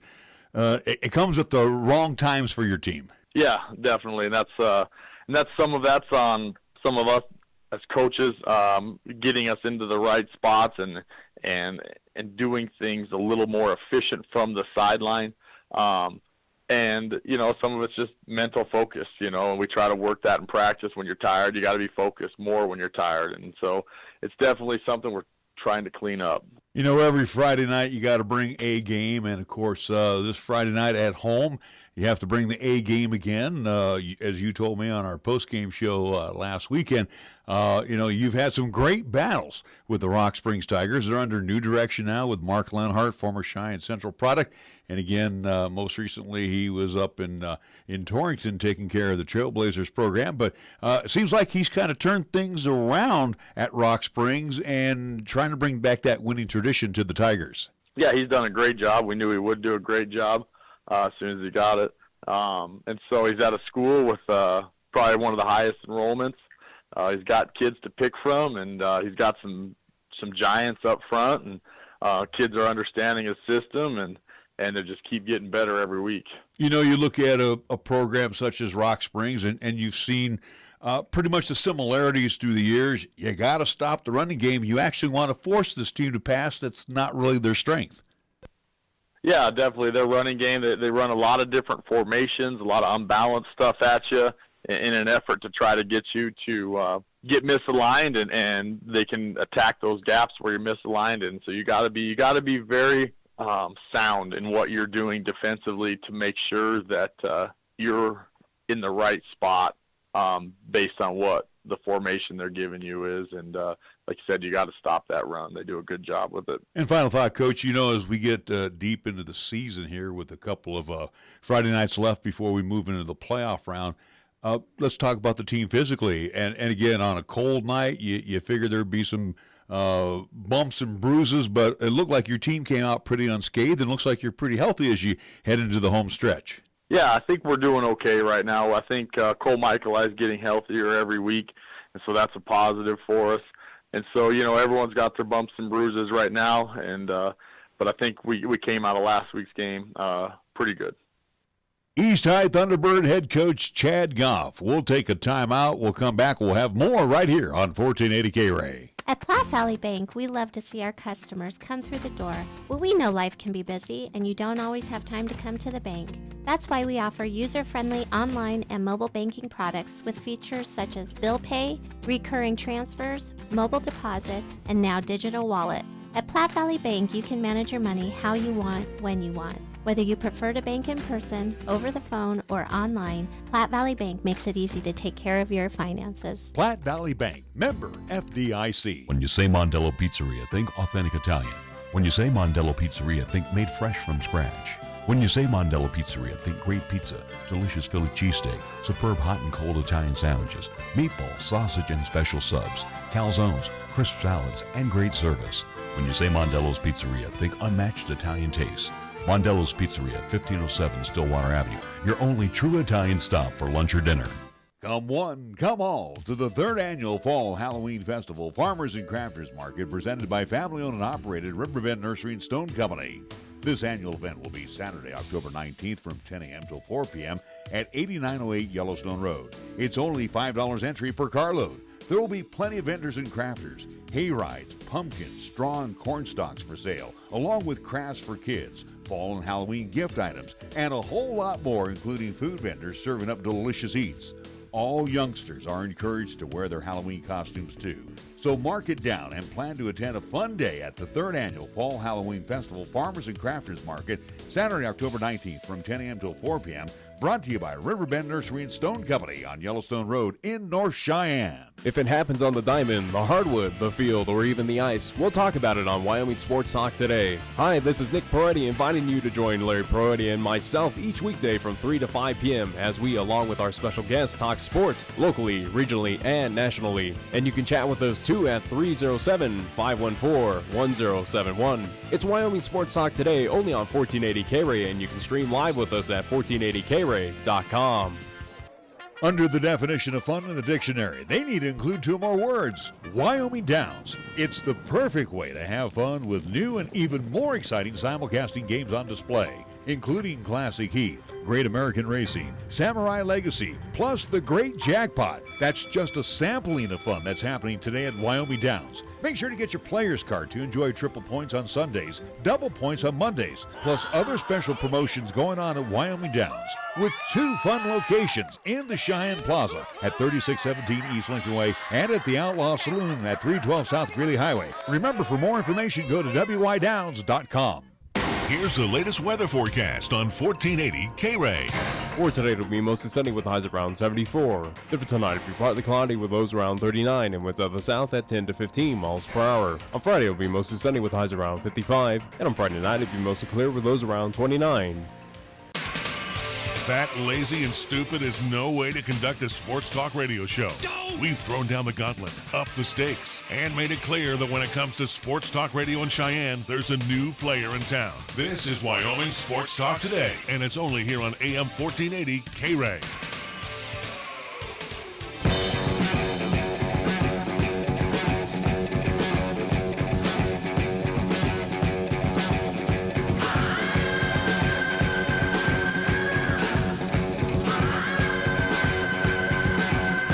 Well, after our trio of interviews, we are back, and we get ready to wrap up our program. Thursdays, we get together and pick them. Nick has picked out some games for us to, give it our best shot. I don't even want to know what the standings are anymore, because I know I have no idea. I have just I update them, but I have not seen, or at least I've not officially tallied. I should know, because again, I updated them on Monday. And again, if you do want to follow along with our picks, again, all the information's on 1480KRAE.com. You go under the Wyoming Sports Talk Today page there on the website. Again, where you'll find on the sidebar that it says weekly picks and standings. That's where you go, follow along, play along with us if you'd like to. Again, standings, picks, even our MLB picks are still up there, just if you're curious of how we did on that side of things. So it's all there online, at least on the 1480 KRAE website. Oh, it's brutal. Oh, don't even want to look at it. All right. Either way, though, with our weekly picks, we choose 5 games. 5 games that interest me, again, whether it's NCAA football, NFL, we even have had a MLB game. Again, it's just games of my choosing that pique my interest. Again, we pick against the spread, 5 of them in total. At least with the NCAA football games, I do give little 3 factoids per game to at least entice you, to sway you, whatever it may be, to, again, help you out with your pick on the game. So here we are, Week 7 picks. We'll start on Saturday coming up this weekend. We'll start in Mountain West play with the game that we'll be attending, the New Mexico Lobos, who come to town, who are 2-4, 0-2 in Mountain West play. It will be taking on the Wyoming Cowboys, who are 4-2, 1-1 in Mountain West play. This game happening, as we all know, at War Memorial Stadium in Laramie, Wyoming, 1 p.m. kickoff. TV-wise, I do believe it might be one of those stadium on Facebook, but other than that, though, it is not nationally televised. No, go figure. But either way, though, the Cowboys in this contest at home are favored by 19.5-point favorites against the Lobos. Now, Wyoming is 38-33 all-time against the Lobos in a series that dates back to 1930.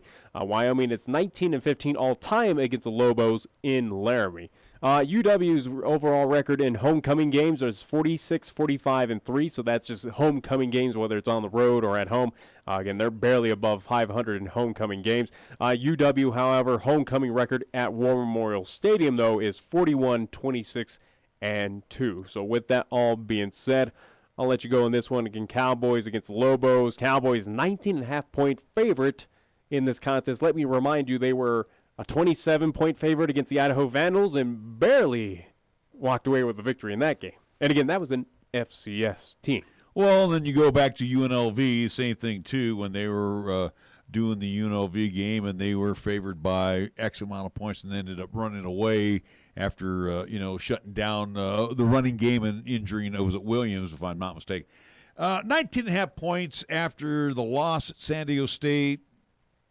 Again, the Cowboys still looking for a passing game. Do they just automatically find it against New Mexico? No, they don't. Do they cover the spread? No, they don't. I picked the Cowboys to win, but no, I'll take New Mexico in the 19.5 points. Yeah, this is a tough one to decide on. I would say definitively Cowboys, yes, win this game, but that 19.5, that's way too high. Obviously, we know that the team is capable, but I think New Mexico's defense is a little bit more talented than UNLV. Again, I just have no confidence that the offense can repeat the magic that they did against UNLV.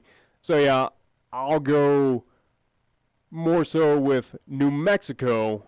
But, again, I'll say Wyoming wins in a close fashion, or at least keeps it competitive with the Lobos coming up this Saturday. Do the Cowboys win by a couple scores? Yeah, I think they could win like a 35-21 game. Actually, could be 28-14, but 19.5 points for a team that is still looking for a passing game. No, I think that's giving them way too much So we'll credit. both agree with New Mexico, but again, we're going to say that the Cowboys win in a close fashion, or at least under that 19.5 point spread. So that is game number 1. We'll stay on Saturday's contest.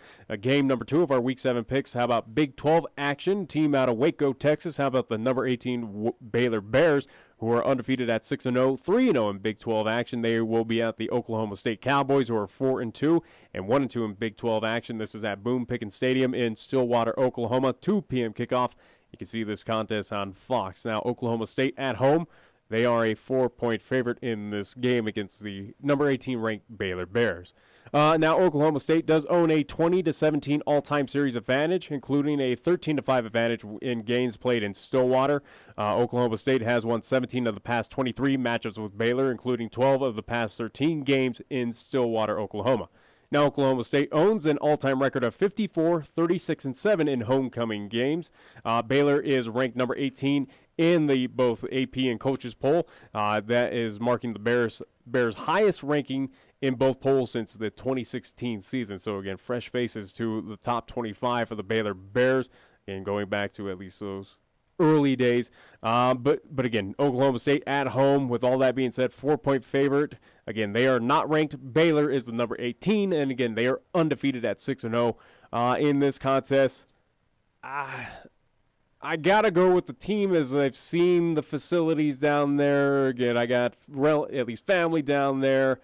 And again, there's a little chunk in me that roots for the Baylor Bears. Just for that being said, I go Baylor gets the quote-unquote upset win, so to speak, there in Stillwater. So I'm going to go Baylor wins that game. Well, the common opponent that I looked up earlier was Texas Tech, where Oklahoma State lost to the Red Raiders at Texas Tech. And Lubbock. And Baylor defeated the Red Raiders. But Baylor's ranked. This should be a good game. You know, these kind of matchups always are good shootouts. I'm shocked.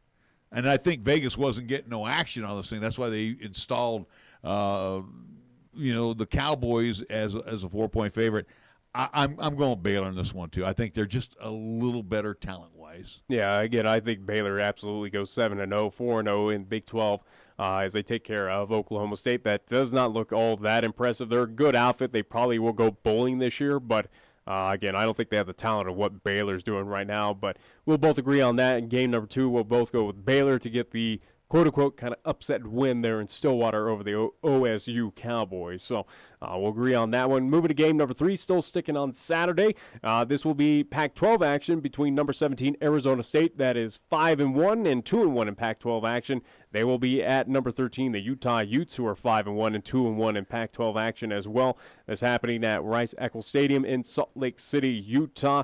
This game time is going to be at 4 p.m., and you can watch it only on the Pac-12 network. Utah at home. The Utes are a 14-point favorite against a top 25 ranked team of Arizona State. Now, with that being said, Utah is currently 94-35 all-time at Rice-Eccles Stadium. Utah is 36-40 against Pac-12 teams as a conference member and is 112, 158 losses, and 6 ties all-time against Pac-12 schools in Utah history. So, again, sub-500 as a conference member and sub-500 all-time against Pac-12 schools, so when they were a part of the Mountain West and blah, blah, blah. And Arizona State does lead this series with Utah 22-8. So with that being said, again, Utah 94-35 at home, but they struggle against Pac-12. 22-8 is the series advantage with Arizona State. Again, Utah 14-point favorite at home. Let's see. Weather conditions will not be a factor. Altitude will not be a factor. I wish the game was in Tempe to say Arizona State would win, but this is at Rice-Eccles. I will say Utah wins 14 points. I will take Arizona State and the 14. You're going to go with the Sun Devils. I'm going with the Sun Devils. You're going to give me 14 points in a Pac-12 matchup? Yeah, top 25 matchup. I'll take the points. I'll go against you. I'll go Utah. Utah can put up points. This is a Utes team that was anticipated to be one of the Final Four in the college football playoff. Again, with getting at least that upset loss to USC. Utes at home, they're phenomenal. They do struggle in the Pac-12, but this is obviously a different Utah team this season of what we're seeing. Again, it's a tough place to go and compete. And again, a team that can score and that defense is pretty solid. Yeah, I'll go Utah. Yeah, and I believe Utah wins. Yeah. I just, like I said, you're going to give me 14 points. I got it. Yeah, I'll take the 14. I think Utah could make this at least get it a little out of hand. We'll see what happens. So you'll go at least Arizona State, but I'll go Utah with that 14 points. That, in my mind, sure, they'll blow out Arizona State. I don't have high confidence in it, but sure, at home, why not? So again, you'll go at least Arizona State. I'll go Utah in that contest. That's game number 3. Still sticking on Saturday with more NCAA football action with game number 4 of our Week 7 picks. It will be Mountain West action. Once again, a premier matchup in the Mountain West between the Air Force Falcons, who are 4-2 overall, 2-1 in the Mountain West. They will be at the Hawaii Rainbow Warriors, who are also 4-2 overall, but 1-1 in Mountain West play. It's happening at Aloha Stadium in Honolulu, Hawaii. 9 p.m. kickoff on CBS Sports Network is where you can watch this contest. Air Force and the Islands, however, are a 3-point favorite. The Falcons, 3-point favorites on the road against Hawaii. With that being said, Air Force does lead the all-time series with Hawaii 13-7-1, including a 7-5-1 mark in games played in Honolulu. Hawaii has a combined record of 13-15-1 versus the military academies. The teams do play for the Cooter Trophy, which is which Hawaii currently has possession after a 34-27 double OT victory in Colorado Springs in 2016. Prior to that win, the Falcons held the trophy for 4 years, so it is a rivalry trophy contest between Air Force and Hawaii. But Air Force on the islands, 3-point favorite in this game. I say no. Hawaii is a very good outfit. Nothing against Air Force, but we all know the adage. Hawaii is unbeatable pretty much on the islands. Hawaii, yeah, they win this contest, and this might get a little ugly on the islands possibly too. Well, and you have to give the Rainbows their due. They were at least competitive at Boise. They put up points, yeah. They put up a lot of points. And Air Force was also competitive at Boise too, if we want to use a comparison. But you're taking the Falcons out of the confines of Colorado Springs, bringing them to sea level at Aloha Stadium, where the Rainbows, which, if anything, in theory, is we're getting a good thing for those at higher elevations. Yeah, but again, you look at this Hawaii Rainbow team, they can beat you many different ways. And unfortunately, I have a lot of respect for Air Force, but I've seen great teams go to the islands and lose to the Rainbows. And let's not forget that Hawaii's 2 losses have been on the road at Seattle against Washington, again, a ranked Huskies team, and losing at Boise, another ranked top 25 ranked team in Boise, Idaho. So Hawaii, a good outfit. And again, I'm saying Hawaii. Yeah, I got to agree with you. I got to go with the Rainbows on that. There's no way you're going to change my vote on that. No. So we'll both agree on Hawaii to win that contest against Air Force coming up this Saturday. Again, 9 p.m. CBS Sports Network is when you can watch this rivalry game. That is game number 4 for Week 7 picks. We'll move to Sunday for our final game that we'll pick for this week. It will be NFL action between the Baltimore Ravens, who are 4-2 overall. It will be at the Seattle Seahawks, who are 5-1 overall. This is happening at CenturyLink Field in Seattle, Washington. 2:25 p.m. kickoff on Fox. Seattle, the Seahawks at home. No surprise, 3.5-point favorite in this game. And again, both teams are very good offensively and defensively. You probably would give the nod at CenturyLink to the Seahawks. Yeah. Seahawks are favored by 3 in this contest, 3.5. I got to go with Seattle. I'm not totally sold yet on the Baltimore Ravens. Yes, I like Jackson as a quarterback, but he's going to run into a very staunch defense.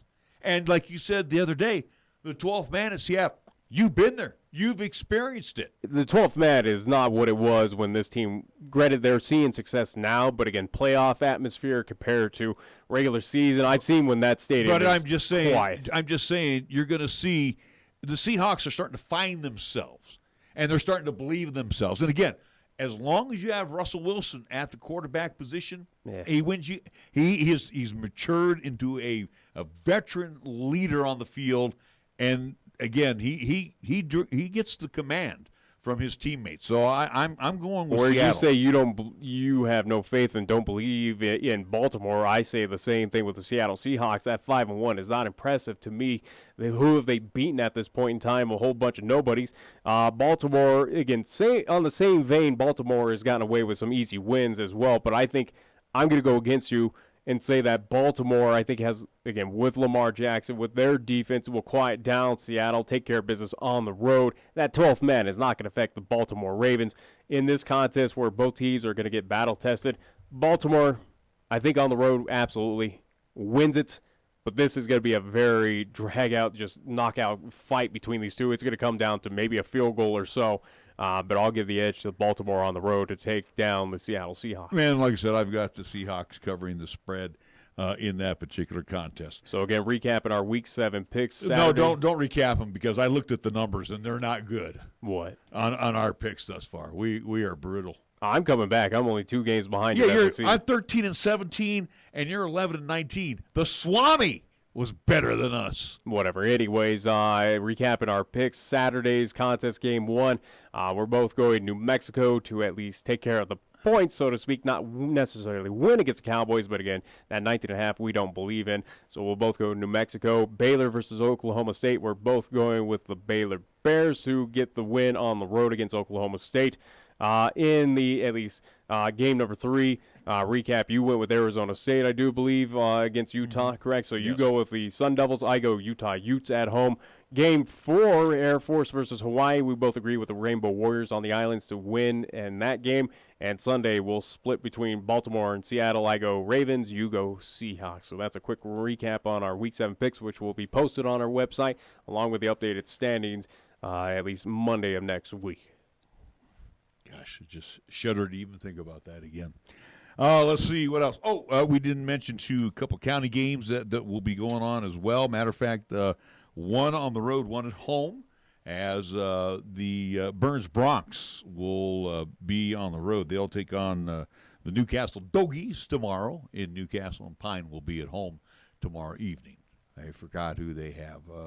Was it Lingle? Lingle Fort Laramie? Yeah. The Doggers will be over at Pine Bluffs. So again, also to Cheyenne South on the road against Campbell County, a big must-win for the South High Fight Bison. Absolutely. Big must-win for Campbell County as well.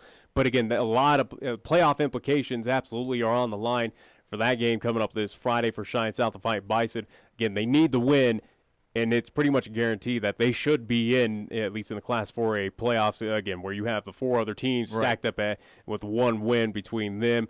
Casper, Kelly Walsh, Laramie, and Campbell County. So, again, a lot on the line for Cheyenne South this Friday.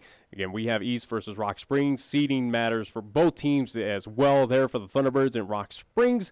If, again, Rock Springs gets the win, we got a big pile up there in the middle of Class 4A. And also, too, a lot on the line for Natrona and Cheyenne Central. Again, Central over at Risky Field hosting the Natrona County Mustangs, where, again, that game has a big playoff seeding implication. And really, to be real candid about this game, Coach Harshman's team and Coach Apodaca's team, neither team could afford a loss. I mean, if you think about it. So, and again, Cheyenne Central, which left it all on the field at the Okie Blanchard Sports Complex last Friday, I think is going to be a tough match at Risky Field for Casper Natrona. Yes, they're a reload team every year, but they have been mortal this season. And I do believe every contest except for Central versus Natrona is a 6 o'clock start time, 7 o'clock for Central versus Natrona coming up tomorrow. Again, that's with our contest with East versus Rock Springs, 6 o'clock start time, 5:20-ish pregame show on all the various ways to tune in for this contest. Again, Should 5 be different senior ways. Night tomorrow night. That's why we probably have that early start. Yeah. Well, it is. I mean, so it would be technically the last home game of the regular season for the East Thunderbirds at the Okie Blanchard Sports Complex. And then also, too, when we're done with that, I want to remind everybody that we will have Cheyenne Central, Cheyenne South as our closeout game to wrap up the season next Friday evening over at Risky Field. So, again, for Cheyenne Central, and I said this last weekend before the start of the East Central game, Nick, and I know you'll agree with this, they got 3 weekends here in town, okay? They proved a lot of folks wrong last week by hanging tough with Cheyenne East. You and me know, and even Chris, because we've seen how the Indians have improved. Again, Central has not proven any, or at least, again, if anything, that I expected that out of that Indians team. And again, I think they're going to give the Mustangs a boatload of problems tomorrow. I really believe they will. And again, but you can't deny that Natrona is still an upper echelon team. That this is going to be another test. It's going to be, and again, we're seeing that improvement each week with Central. So tomorrow is one of those games where hopefully they reach that peak and defeat the Natrona Mustangs. And good luck to South over at Campbell County.